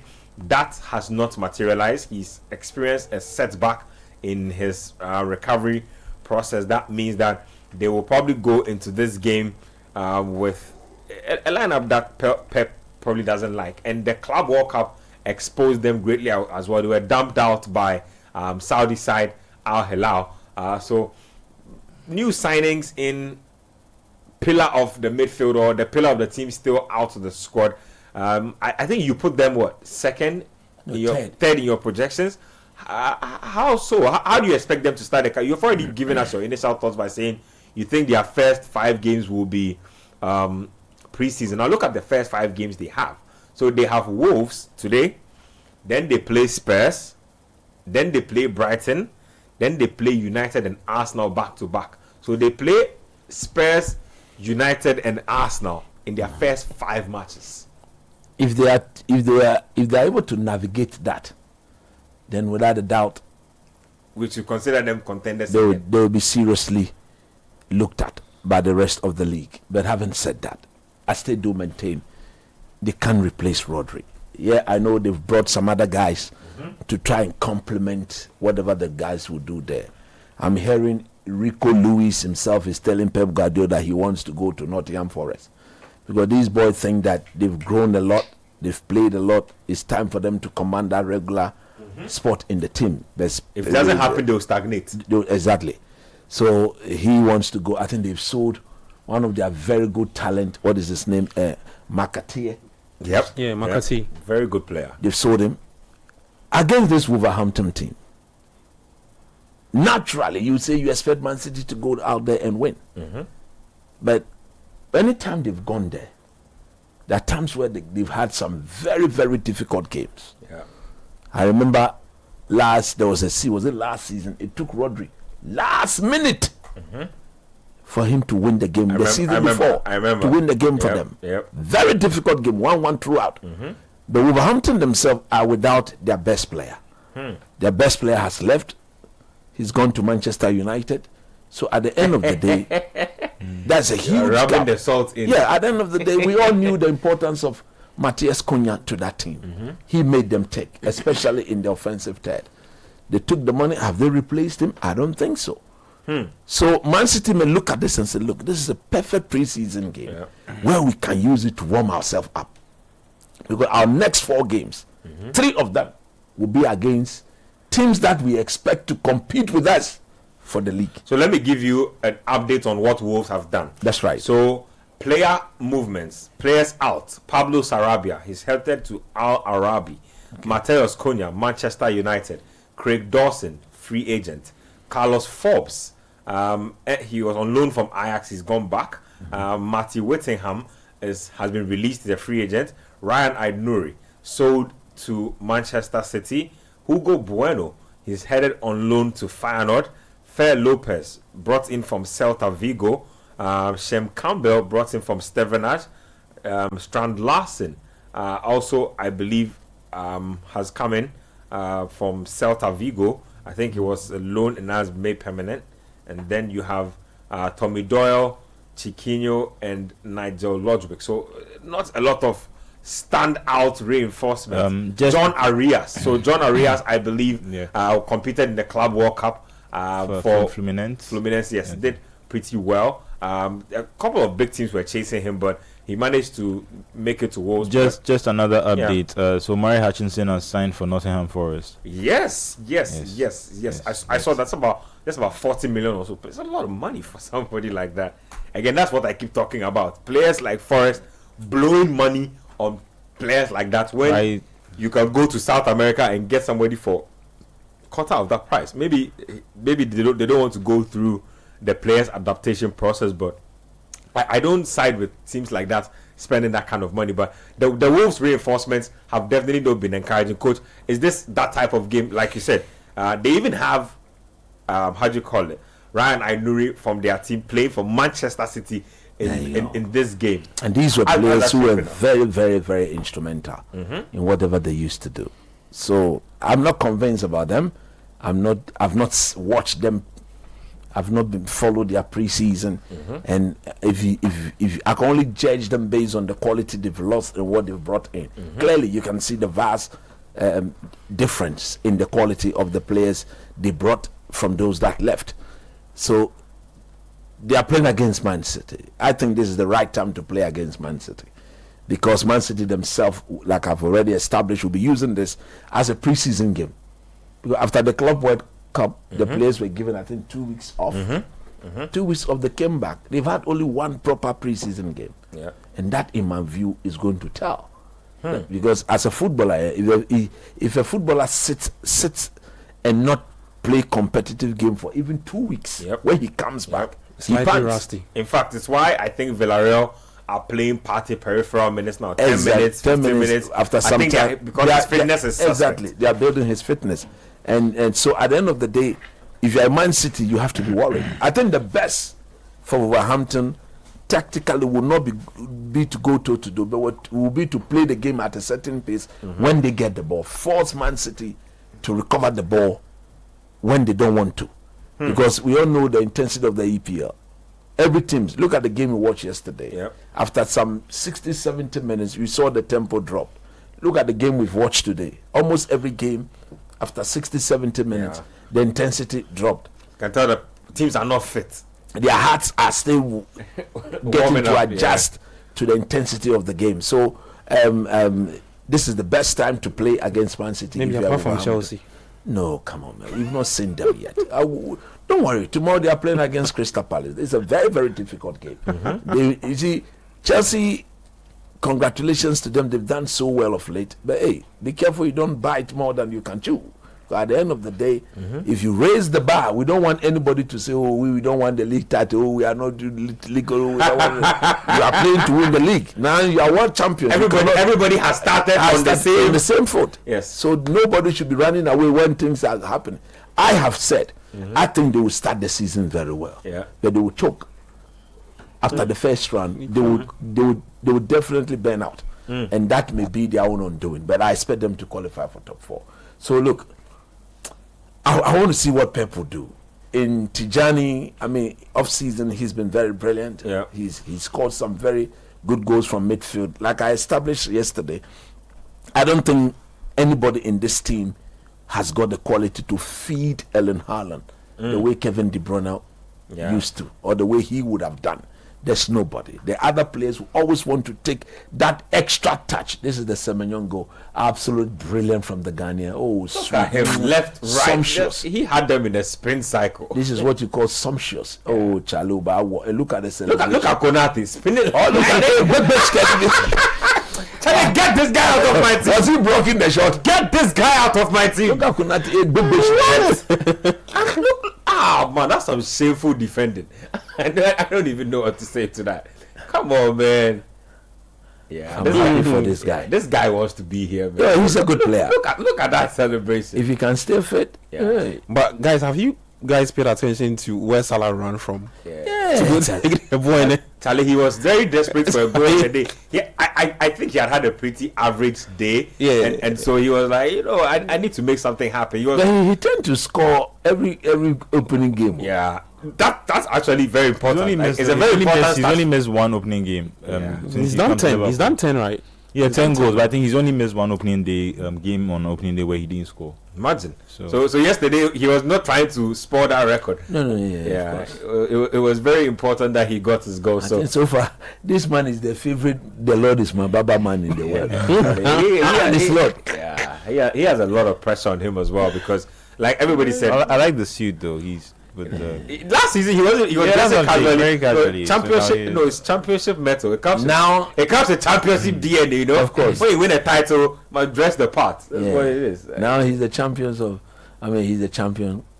He's the guy to beat now. So lots of pressure on Anderson. We'll try to see if we can hear from him a little later on in action. But let me get to more talk of Manchester City. Let's talk about the signings that they brought in and the changes that they made to their team.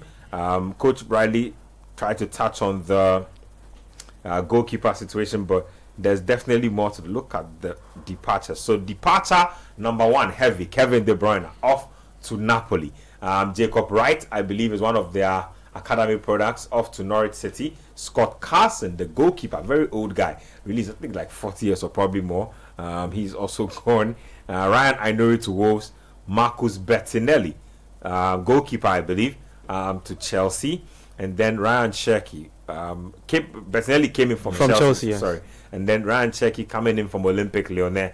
Tijani Reinders from AC Milan. He's one I'm very interested in watching. Kaiki, they sold out to Bahia. Kyle Walker to Burnley. Divin Mubama, one of their up and coming prospect, he's been loaned out to Stoke. And then you can talk about James Trafford. They brought in James Trafford. He's starting today from Burnley. Yep, he's imposed for them. And then you can also talk about Maxime Perrone, the Argentine international. They sold him to Como. That's very shocking. That guy is very talented. Brighton drew the game.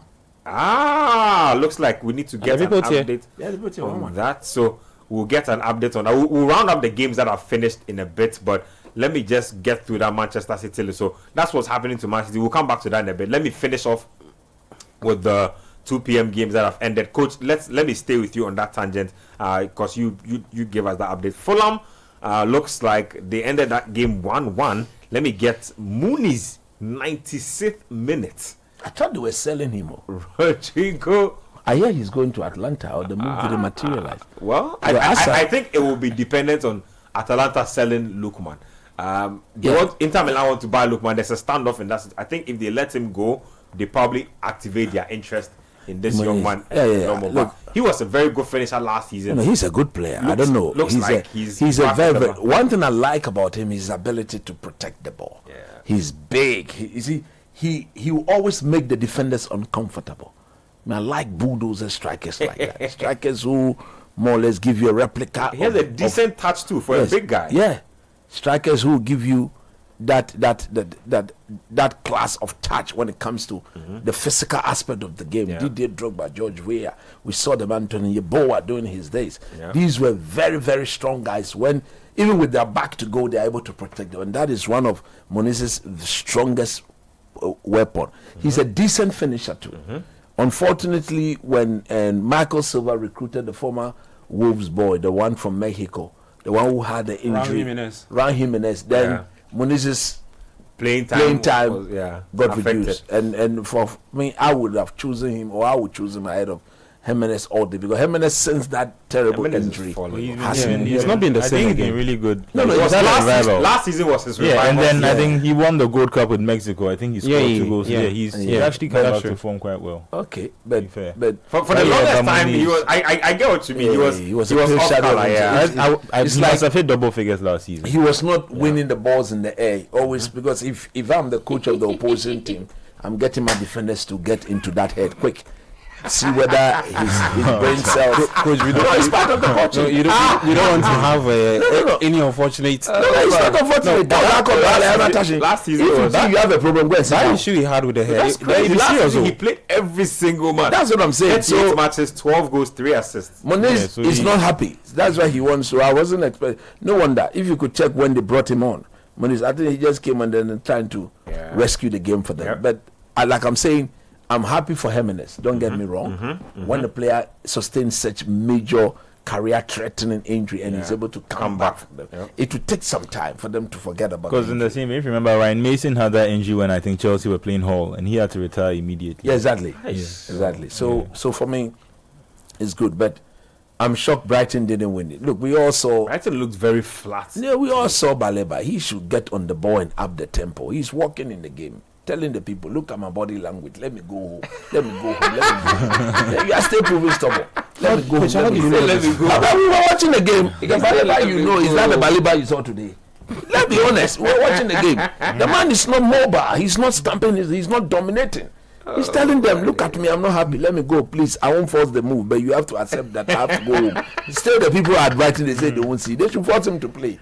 They will get here is 100 million. Come and take free and let him go. You are being stubborn. Yeah. So I'm not surprised they drew the game, to be honest with you. So Muniz came on for Jimenez actually in the 66th minute. Yes. In this particular game. And yes, he rightly managed to get them the all-important goal that has given them 1 point at least from opening day. Now he last season played 31 matches, scored 8 goals and 1 assist, but the 31 matches is deceptive because a lot of those were performances off the bench. Yes. So to say he played full 31 matches is a little. He was coming in like he did, coming to replace. Let's take a quick breather here on the Republic of Football. Take a quick break. When we come back, we'll get fully into that Manchester City game, and then we will preview the action in Spain. Barcelona, Real Madrid. Thomas Partey played his debut for Villarreal. There's a lot to talk about on the show. Stay with us here on the show. Let's get to a quick break. We'll come back and then we'll do some more talking.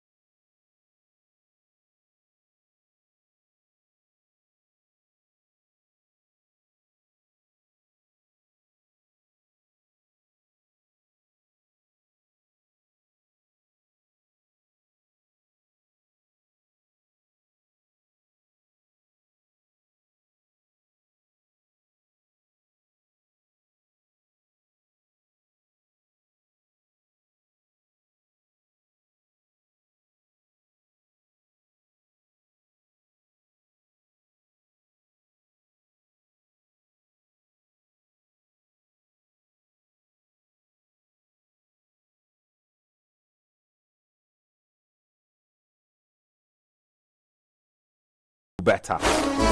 Let me start with you, Manuel, on Manchester City rebuilding from the ashes of what was last season. It was a season that would have been considered decent by a lot of other clubs, but by their own standards, it clearly wasn't good enough. They've gone ahead to make some changes to their team. I tried to capture a few of the additions to the squad, most notably James Trafford. You can talk about Tijani Reinders, Ryan Sheki, and then Ryan Aït-Nouri. Just on that, I think it's also important to mention the players that they brought in January. Okay. Because they spent, I think, about 200 million to this rebuild. Like so Kuzanov, Mamouche, and then Nico Gonzalez. And there was one more, but the Brazilian defender, I think. But yeah, they just on Pep, I think it's interesting to see what he does with this season, because this is the longest he's ever spent at a football club. Much longer than the time he spent at Bayern and Barcelona. And I think unfairly, I thought he had not rebuilt the squad. But if you look at the squad he started with, from David Silva to Fernandinho and how to call it, when he had Clichy and Sanya in the team initially as his fullbacks, he's been able to grow that team and start another team from that. So I think you can talk about maybe David Silva's team and you can talk about Rodri's team. And I think now he's in a point where he has to actually rebuild the squad again. And for me, it started in January. Because if you look at the way City were performing, I think they thought that with the squad that they had, they thought that at least 2 more seasons they could go with that squad. By January, he realized that he could not work with Kyle Walker and a few other players, so he started making changes to the team. So now seeing the type of players that he's brought in is interesting. I think it's there's been a lot of reliance on youth, if I can say, not necessarily youth, but in terms of unproven yet. Maybe you can say Reinders is maybe the most established. Yeah, but most of them are young players that he's now integrating into the team. And for me, that's slightly different from what Guardiola usually does when he's recruiting.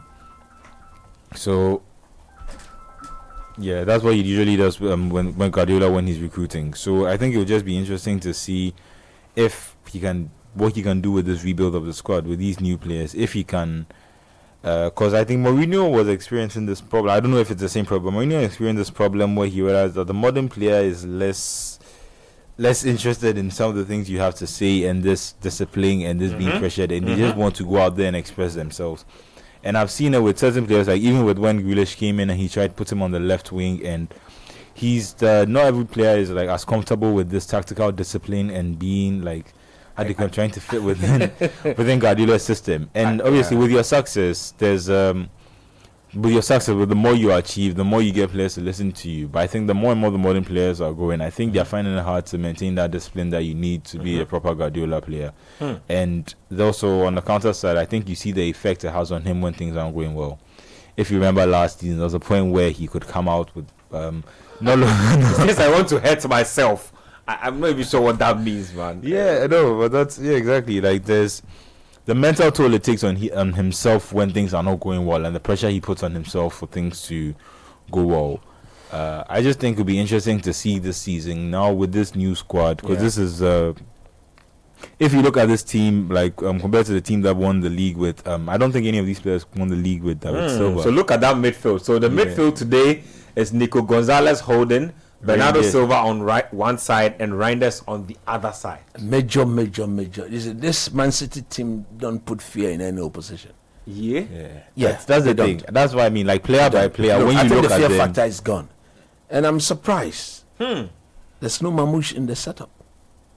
Nope. I'm very, very shocked. I think that he's one of the untouchables in this team. Maybe Pep is a bit worried. Has he attained that status already? Of course. Or it's a circumstantial thing? No, if you look at what he did when he came into the team, when the team was struggling last season, he virtually propelled them to Champions League. And if you look at the fact that he's one player who walked in and got everybody to understand that he's indeed a very good player, justify why he was bought. One would have thought that having done that from January to now, when a new season is about to start, you look at him and say, come on, because of what you showed to me, you got to start He's on the bench. Yeah. So the lineups are out there. Let me just read them out, and then I'll come to you for context. So, for Manchester City, Trafford is in post, like I mentioned. New goalkeeper, new season. Ryan Ainuri, new left back, new season. Diaz and Stones are used to this setup. Rico Lewis wants out, but he will start today regardless. Nico Gonzalez and Tijani Reinders are the holding midfielders. Jeremy Doku starts on his favorite left wing. Bernardo Silva, the number 10. Oscar Bob, who looked like he was ready for a breakout season, but ended up breaking his leg or suffering a season-ending injury, is back starting today on the right wing. Looks like an inverted winger to me. And then there's Erling Haaland leading the line. When you get to Wolves, they are doing a 3-back system. So Jose Sarr is in post. Doherty, Agbadu, and Gomez are the defenders. He's trying to join the club. Joe Hart. That's why I found it funny with Lescott sitting there just beaming with him. You know the funny thing? I was really hurt when Pep Guardiola pushed Joe Hart out of the team. He was one of the best goalkeepers in the world at the time. But AKA he couldn't play with his feet. They shipped him out. I think he went to Italy or something, and then his career just started deteriorating. Anyway, 3 back for them: Gomez, Agbadu, and Doherty. Wolfer, Andre, and Gomez. So Andre and Gomez, the Brazilian central midfielders in the heart of the midfield for Wolves. Those 2 guys are very underrated in my opinion. They have Hoover playing as a right wing back, Bellegarde, Strand Larsen, and Munetsi. And that's how it plays out. When you get to Manchester, they have done that already. So the bench, like Coach rightly mentioned, they have Ake, Marmoush, and Sheki, Ortega, Gundogan, Nunez, Nico O'Reilly, and Kuzanov. Not a bad bench, but not I see what he means by the team is a bit the team is light. This team light put fear in anybody. It's light, but I think he also needs to move a few players out because there are too many players. Who are they going to bring in to make them world class? No, not bringing. I think he wants to reduce his squad size. I think at least minimum 25 is okay, because if you want to play in the league champions, you have 25 players. That's okay. But if you look at the lineup, if you look at the lineup there, you see over the years we've seen better, more fearful Man City team that before the game starts, you look at these guys and you come on, man, we don't stand any chance against these guys. Mention those there: the De Bruyne on form, Bernardo Silva on form, Kun Aguero on form, Erling Haaland on form. You see, they were Mahrez. Mention them. See, I think Rodri, City, of course. City are trying to move away from spending money on certain, like the top level players. They don't overspend, so they end up spending like 50 on prospects on players rather than getting the top. They started out with buying Vardy for big money, 50 bought Kuzanov for big money. 50 is a lot of money. 50 million pounds. I agree. It's a lot of money. You don't just spend 50 million pounds on an average player. Yeah, I agree. You don't do that. If you look at what he's done there, how I wish these guys would be playing Manchester or Liverpool or somebody today. They get a minimum of 4.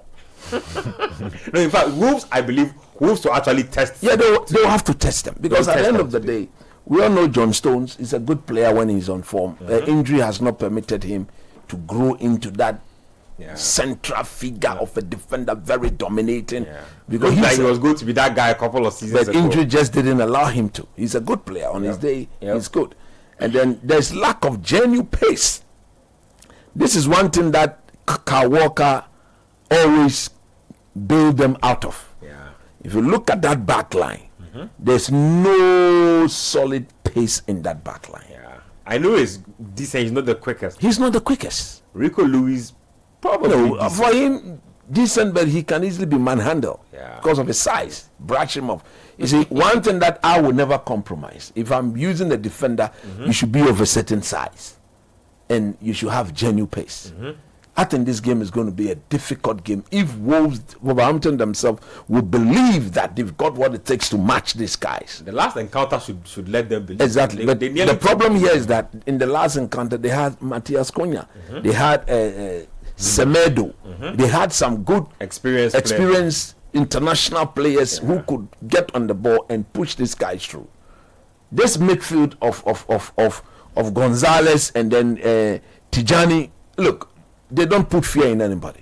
This is not the Rodri midfield. I'm not saying they are not good players, but I'm looking at where they were as a team, and where they are now, the class, the difference in quality. I think if you make a few changes, if Rodri plays instead of Gonzalez and now it's Rodri, Silva, Reinders. Now Rodri said we don't know when he's coming back, so you don't even know if he will be the same. He will be the same player when he because the ACL injury. Nobody boot him or nobody kicked him. And then to have a setback, he was just running, and to have a setback again, it means he will need a minimum of 2 to 3 months to fix it and fix it well. Normally, with the ACL, when you come, there's a setback. If you are not patient, I think they were very patient with it. He sat out the whole season. Yep.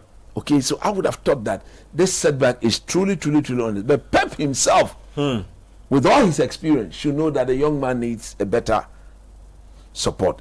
Gonzalez came into the team and he didn't prove to be that proper replacement. You understand? He didn't prove to be that proper replacement. That's why I was shocked when he didn't see the name to go and join, maybe be the first to go for Baleba. You understand what I'm saying? But the way Baleba even plays his game, when he comes to Man City, Pep is going to take his game away from him because they are going to dominate that object so much, so well that he will not be able to exert his authority on the game. But look, I expect this game to be a very, very, very tough game. Their preseason is not good.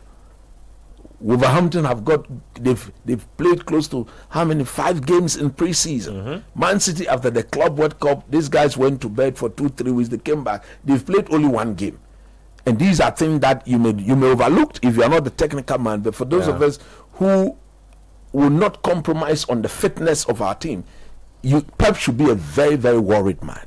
And I'm sure he will do that. If the game don't go as planned, he will do some wholesale changes, and we should not be surprised if we see that. But it is a game pumped, ready to go. What a way to start your season. He knows Liverpool have won, Spurs have won. He's aware. Man United, Arsenal tomorrow. I know he'll be praying that Arsenal should drop point. Because he doesn't see Man United as a title contender. Man City, no wonder I put them third. Look, if they win the league, my respect for him will quadruple. My respect, if he uses this team to win the league, my respect for him, I respect him already to the core. And if you can get these guys to win the league with these players, look, my respect for him will strongly. This is the first time I think he's taking over a team, or he has to rebuild a team from scratch.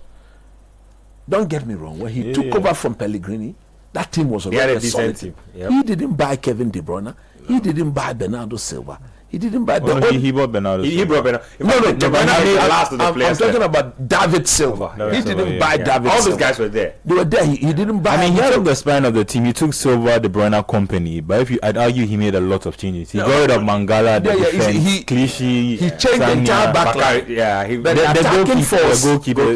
attacking force. And even then, there were times when people thought he wasn't convinced on Aguero. He brought in Jesus. He brought in Sterling was there. No, he brought Sterling. He bought Sterling. So, look, this is the first time. And like I'm saying, Aguero, by the time he was coming, everybody knows what Aguero could do. By the time he was coming, Kevin De Bruyne had already won the league with Manuel Pellegrini. Okay? So, again, this is the first time. Players like Doku, he needs to improve. That unproductive poor second season, very poor last season. That unproductive football will have to stop. Winger, you don't like to give assists. You are always looking to dribble and go and score. We just saw Kudus as a right winger.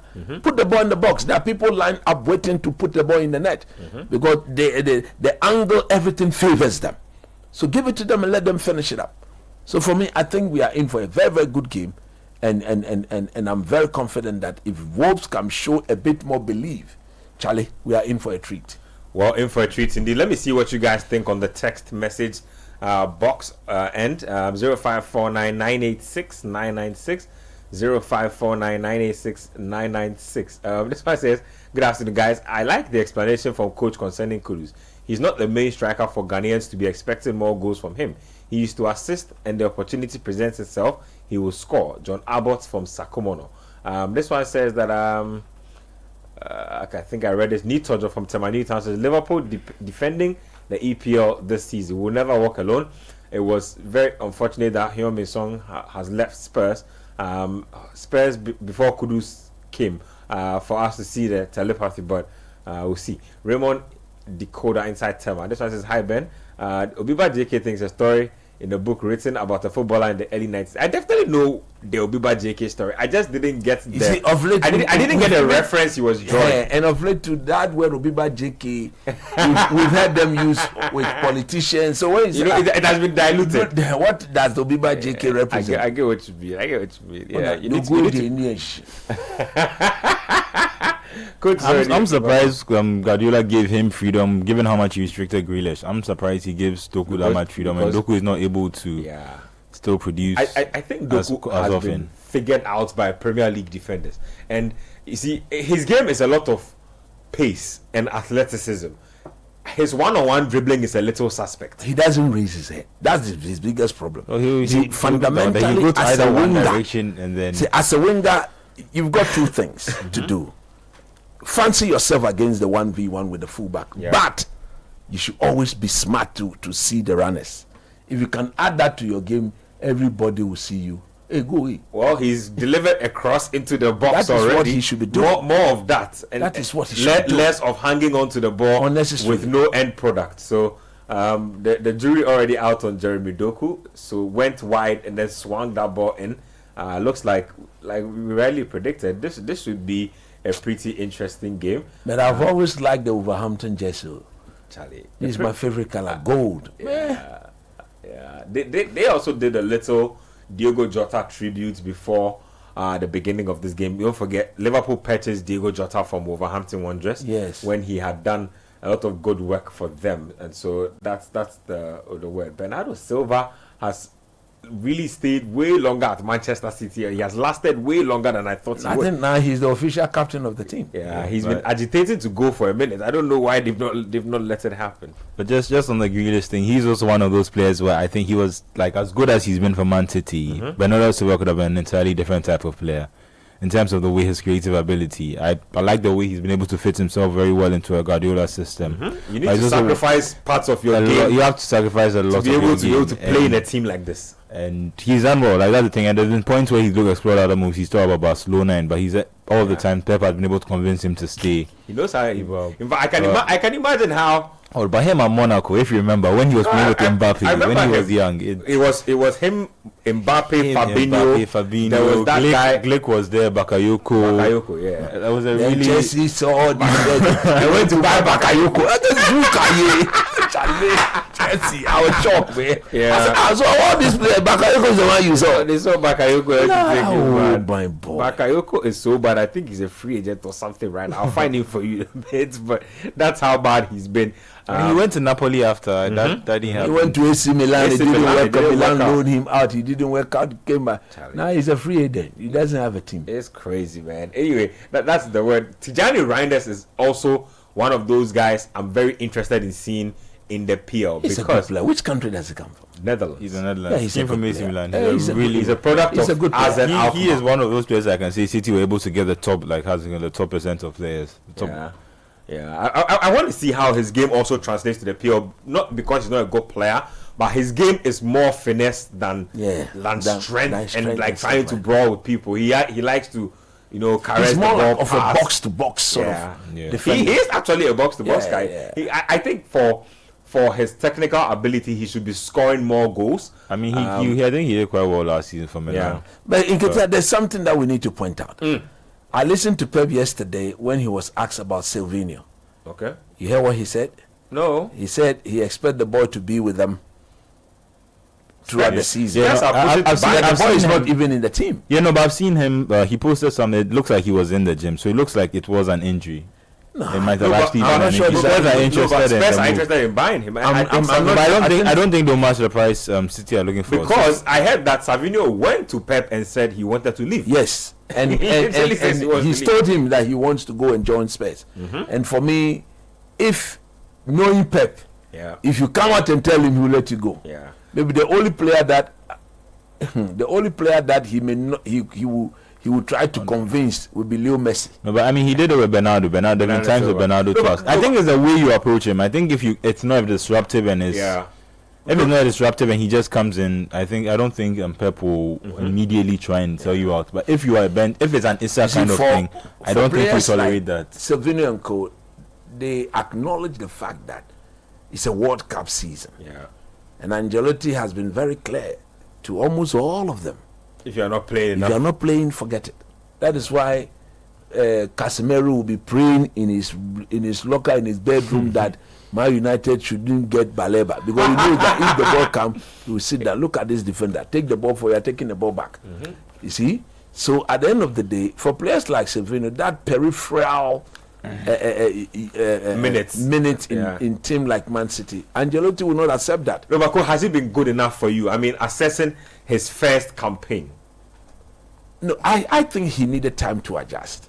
Okay. Because how well have we known him? He had one good season. Nobody knew him until he had that season with the Spanish team. Girona. And then all of a sudden, everybody thinks that he walks in there and he's the real deal. No, the quality of Mahrez.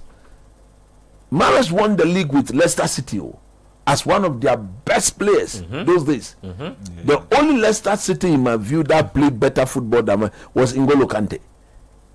If you take N'Golo Kante out of that Leicester team, they will win it. True. But if you take Mahrez out, maybe because of N'Golo Kante, one or two players. I don't think without him, Vardy or Mahrez, they win it. But no, I think without N'Golo Kante, don't win it. No, but I think Vardy and Mahrez are also as important. No, he made them good players. He made them players. I know. Chelsea went to buy drink water after they saw him playing with Kante. They never got the same.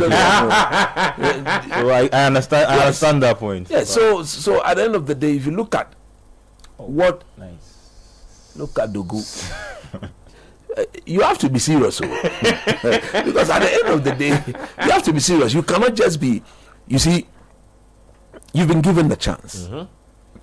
He's lucky. I think the position now is his, because Grealish is gone, isn't it? Yeah, Grealish has gone to Everton. And if you look at what Man City have got there, I don't think any player is very comfortable playing out wide left. Yeah. No player. So Doku, that is your position. There must be some end product. If there's no end product, if Kudus is on the right, wouldn't that mean that they are also trying to get Savinho to play on the left? No, Savinho too prefer to play on the right. Savinho does not want to play on the left. He doesn't want anything to do with that wing.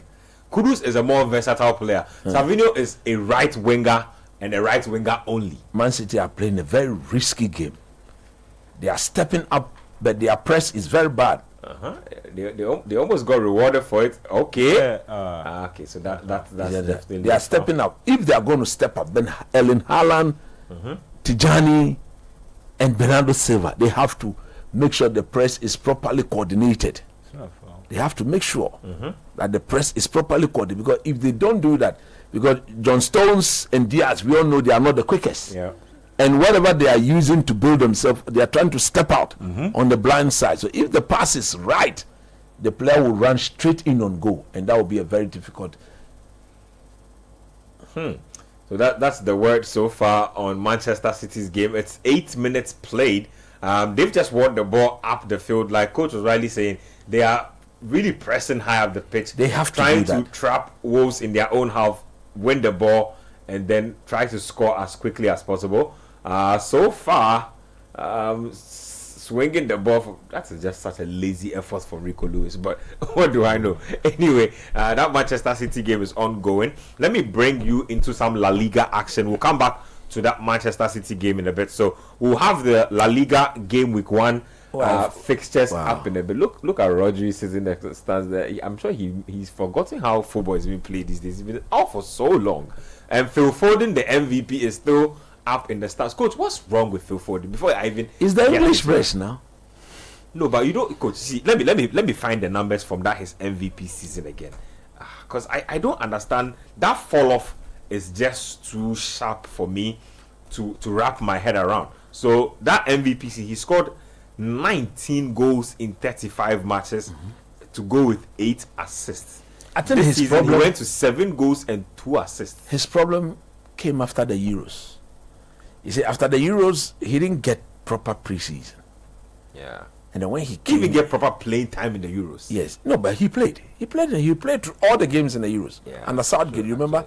He played all the game in the Euros, and people struggled a little, but he played. And he played every game, and people were saying that Kupama should rather be playing ahead of him. I remember. Palmer, anytime he came on, he made the difference, and everything was very, very good. So at the end of the day, I think after the Euros, he didn't get proper preseason.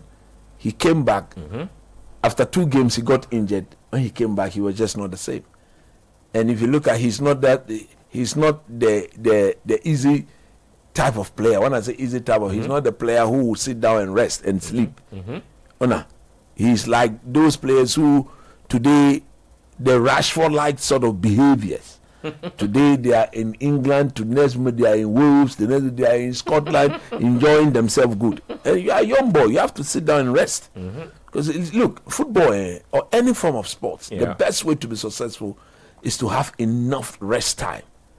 If you can rest properly, you will make yourself very successful in football, especially.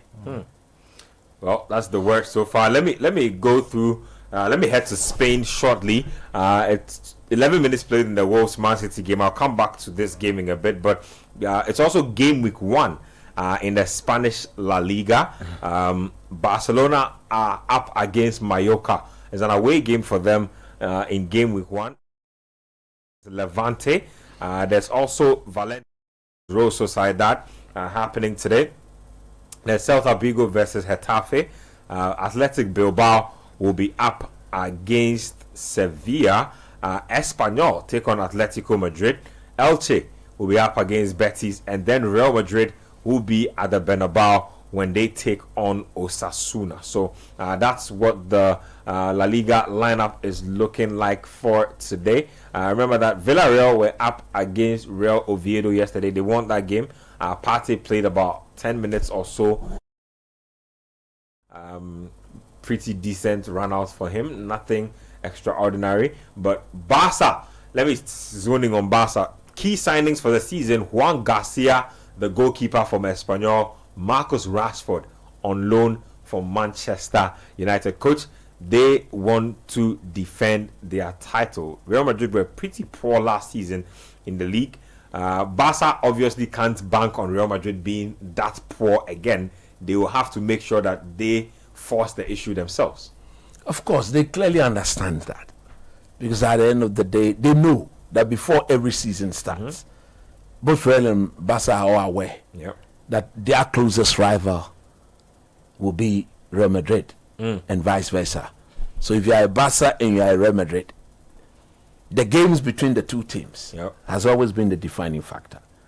We saw last season that because Real Madrid could not win any of the games against Barcelona, there were moments in the season where they were 10 points clear. Red took a 10-point lead of Barca.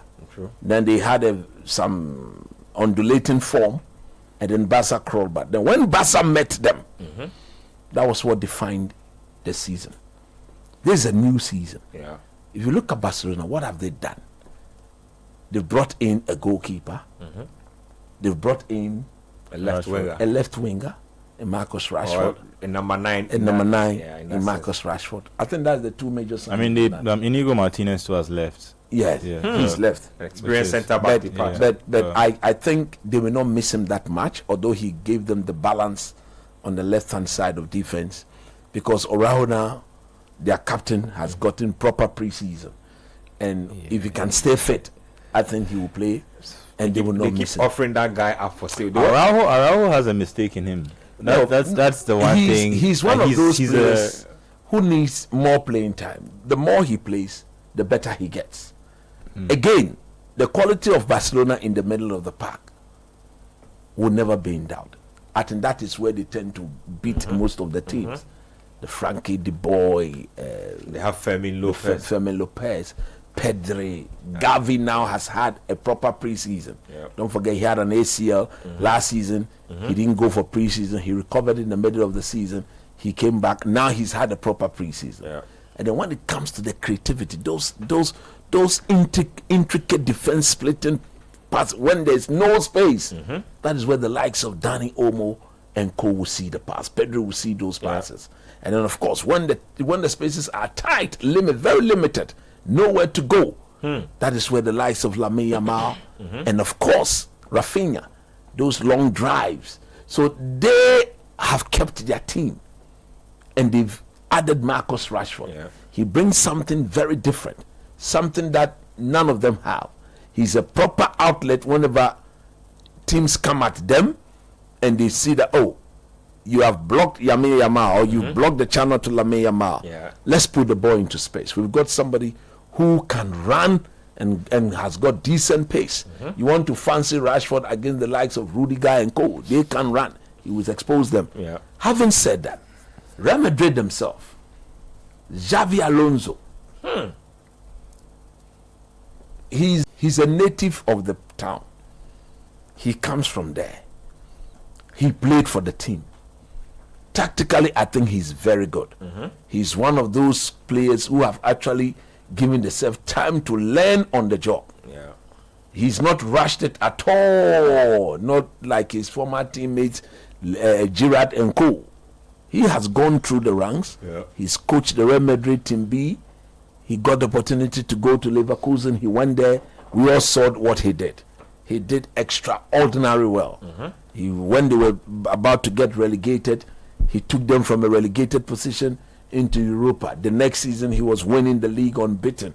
And then he did everything possible. In his third season, at least, he got them Champions League football again. Yeah. So in Xavi Alonso, he's learned the trade.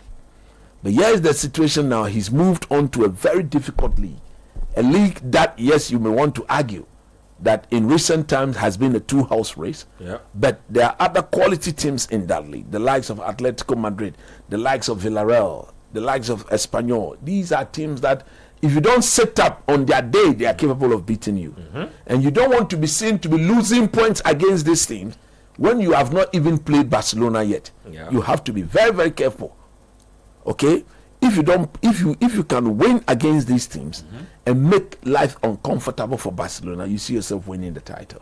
But I have said that if you look at the two teams, for Real Madrid to win the league of Barcelona, Yeah. Mbappe, Vinicius, Yeah. and then that boy for which they want to get rid of Rodrigo. I don't know why they are treating him like that. I think on his day he's one of their best players. But all of a sudden, about his playing time. yeah, because I'm shocked. The newfound player that they think is their newfound number 9. I don't think that boy is better than Rodrigo. Oh, Endrick. No, the one they took to the World Cup. Garcia. Man, at time money but you said Garcia. Gonzalo Garcia. Garcia. He's a young lad. Yeah. He's a very good player to have in the team, but he's not in the class of Rodrigo. What I am saying is that to get Real Madrid to compete off the ball, I repeat, we saw them at the World Club Championship against PSG. Off the ball, Vinicius is walking. Off the ball, Mbappe is walking. Off the ball. Once these two players begin to walk, in the modern game, if you had to play 8v10, Yeah. two players walking, outfield players walking, and you are playing 8v10, you are going to get exposed. Yep. You will be exposed big time. No two ways about it. And we saw what PSG did to them at the World Club Champions. In 15 minutes, they are collected 3. You don't want that. So, Xavi Alonso, in fact, that is one thing I want to see of him. If he can compel and demand from Vinicius and Mbappe that you are not only there to be fed, you can also get on the ball, win the ball, and at least feed your teammate as well. Big chance missed by Manchester City. You understand? You are not only there to be fed. You can get on the ball. When you lose the ball, go get it. But what you don't want to see is that Vinicius picks up the ball, he runs, he's dispossessed, then he stands off the opponent, and then they are transiting. Yeah. No, you don't do that. Happened a lot last season. And when he does that and he loses the ball, you don't see Mbappe even running back to cover. They are not ready to work for the likes of Valverde and Co. Yeah. You understand? They are not ready to work for these guys. If you are not ready to work as a team, then forget about it. You are going to get beat. Think like Villarreal. If you're going to play against Villarreal, this guy is offside. All Wolverhampton needs to do is to time their run. I've spoken about the high press of Man City. Yeah. That is not coordinated. If these guys can pick the pass, look at the pass. One pass, Look at it. All he needed was to check his run. If he had checked his run, this is a free goal scoring chance. Free goal scoring chance. They are so much in a haste as to where they are going. Only they know. So the fact is that if you are a Xabi Alonso, you would definitely need to demand of these two boys. They are fantastic players. No two ways about that. Nobody argues about that. Yeah. But what makes them? We see what completes you as a team. Especially when within your team, you see, remember one thing that most people are not aware, they are not blessed with technical players. So that midfielders, most of them don't have good waist. Their waists are rigid. Unlike Pedri and Javi and De Jong, they can turn 360. Have you seen a Real Madrid midfielder turning 360 before? Don't do this. They are not used to doing that. Their waist will lock up. And it may prevent them from doing so many things. You make me sad for having Tchouaméni. You understand? He can't. Have you seen him turn before? Never. Rigid. One direction. One direction. So if it's about one direction, then the others will have to support. Ada Goulet. Ada Goulet is a forward. He's a forward. He's more right winger. That experiment in trying to get Ada Goulet, look at the Man City play, they can't run. You see, that experiment to get Ada Goulet into midfield, I think he's a good. If he's going to play, he's a player as a number 10. Yeah. But he cannot be one of the 6 or 8. I mean that's the thing. I think I want to see Alonso. You put him against Barcelona 6 and 8, and you put other Tchouaméni or Valverde alongside. You collect like 10. Because he will not win the ball off them. Yep. So what most people don't know is that De Jong, Pedri, and Gavi, they are also ball winners though. Yep. But that is one aspect of their game that people don't see. Yep. Because Barcelona, their press, especially so Gavi and De Jong, very coordinated that you don't see their working instinct when they are not off the ball, when they are not on the ball. So you need to demand. Like I'm saying, if your players don't have the ability to get on the board and turn away from trouble, look at Javi, Pedri. He's going right. He sees that there's no way there. He checks, and then he turns away from where. Then he faces the other direction. How many Real Madrid midfielders can do that? So if you don't have players who are capable of doing that, then everybody has a role to play defensively. And the defending doesn't start from your third. It starts from where the ball is lost. Wherever the ball is lost, that is where you go and put the pressure. That is where you trigger the press. And everybody coordinated properly, in sync, properly in line, synchronized, symmetrical with everybody. But when it is not like that, and Mbappe is walking because Vinicius refused to pass him the ball, and Vinicius is that's what they do. I saw that. That's what they do. A lot of ego play. No, but that's the thing. So it's also interesting to see what Xabi Alonso did to the left wing position. I think he avoided the question at the World Cup by playing Gonzalo Garcia and saying Mbappe was injured for some games. Yes, but now let's see what he does. But now he needs to see whether, and Rodrigo too has the same problem. That's why he's also trying to leave, because he also wants that same left wing spot. It could be a lot of different people trying to compete for that front line. So it depends on how he aligns the team. And if you are saying that Ada Goulet shouldn't play in midfield and he should also play in the forward line, it's more people competing for. And they have the boy from Argentina coming, the Mastantuono. Also, he's 45 million. Also coming from River Plate. Is he a defender? No, he's a left-footed right winger. Another one else coming to join the front line to compete for a spot. And if you assume that the front position is already taken, how do you balance all these things? Yeah. I think you have to make a lot of big decisions. And that's the thing that's interesting to me about Xabi Alonso. While he's had all these experiences, I think from Sociedad, Leverkusen, the pressure of Real Madrid is different. And I think you'll hit him once the real season starts. In the Club World Cup, people have given him a pass. Yeah, a pass. It was PSG too. But I think once the team starts and let's say he goes 4-0 down to Barca, like he goes 3-0 down to Barca like the way he did against PSG in the Club World Cup, things get real fast very quick. So I want to see how he's able to adapt to that real quick. But if he's able to do that and he's able to, on Barca's side of things, I think they just need to continue with the rhythm that they had last season. I think they have players who are in really good form. Even though Lewandowski looks old, I think even he looks in good shape. He looks like he's in really good shape. He takes proper care of himself. I think that's what it is, because I thought his career as a top level. How old is he now? 37. His career as a top level footballer was to have ended like 3-4 years ago. Some ways, in fact, when he was leaving Bayern, I thought he was finished. Me too. I thought he didn't have any more gas. And after the first league title too, I thought that he's come to do what he came to do at Barca. Now he can one more year and then he goes. But he looks fresh. Now that's 2 league titles. So I think they have a good squad. The addition of Rashford gives them a very good player in different positions. And I think that's really key, because if Lewandowski is injured now, Rashford can play across the front line. If Yamal needs a rest, he can play Rashford on the left. So in terms of that, I think it's going to be really interesting. I think Barca, just because Barca are slightly more settled and Real Madrid is a little more intangibles and unknowns, I think the Barca might be able favorites for the title. Yeah, might be favorites for the title. Let me just give you what Real Madrid were doing in the summer in terms of major signings. So Dean Huijsen bought from Bournemouth, 50 Bournemouth, million. 62.5 million euros. Yes. So we're talking about euros here. So then they bought Alvaro Carreras, left back from Benfica, 50 million euros. Another old Man United boy who they just Carreras. Yes, Carreras. He's a Man United boy. I think they let him go to Benfica at the time when Ten Hag was there, and they couldn't fit him into the team. I see. Yeah, and then now Real Madrid went to big man. Yeah, so he had a good campaign last season. I saw him. Franco Mastantuono is largely regarded. Okay, we have offside, a goal here. He's offside. So I think Munetsi Munetsi thought he had given Wolves the opener on the 26th minute stroke, but looks like the flag was up. I think that decision will quickly be sorted out.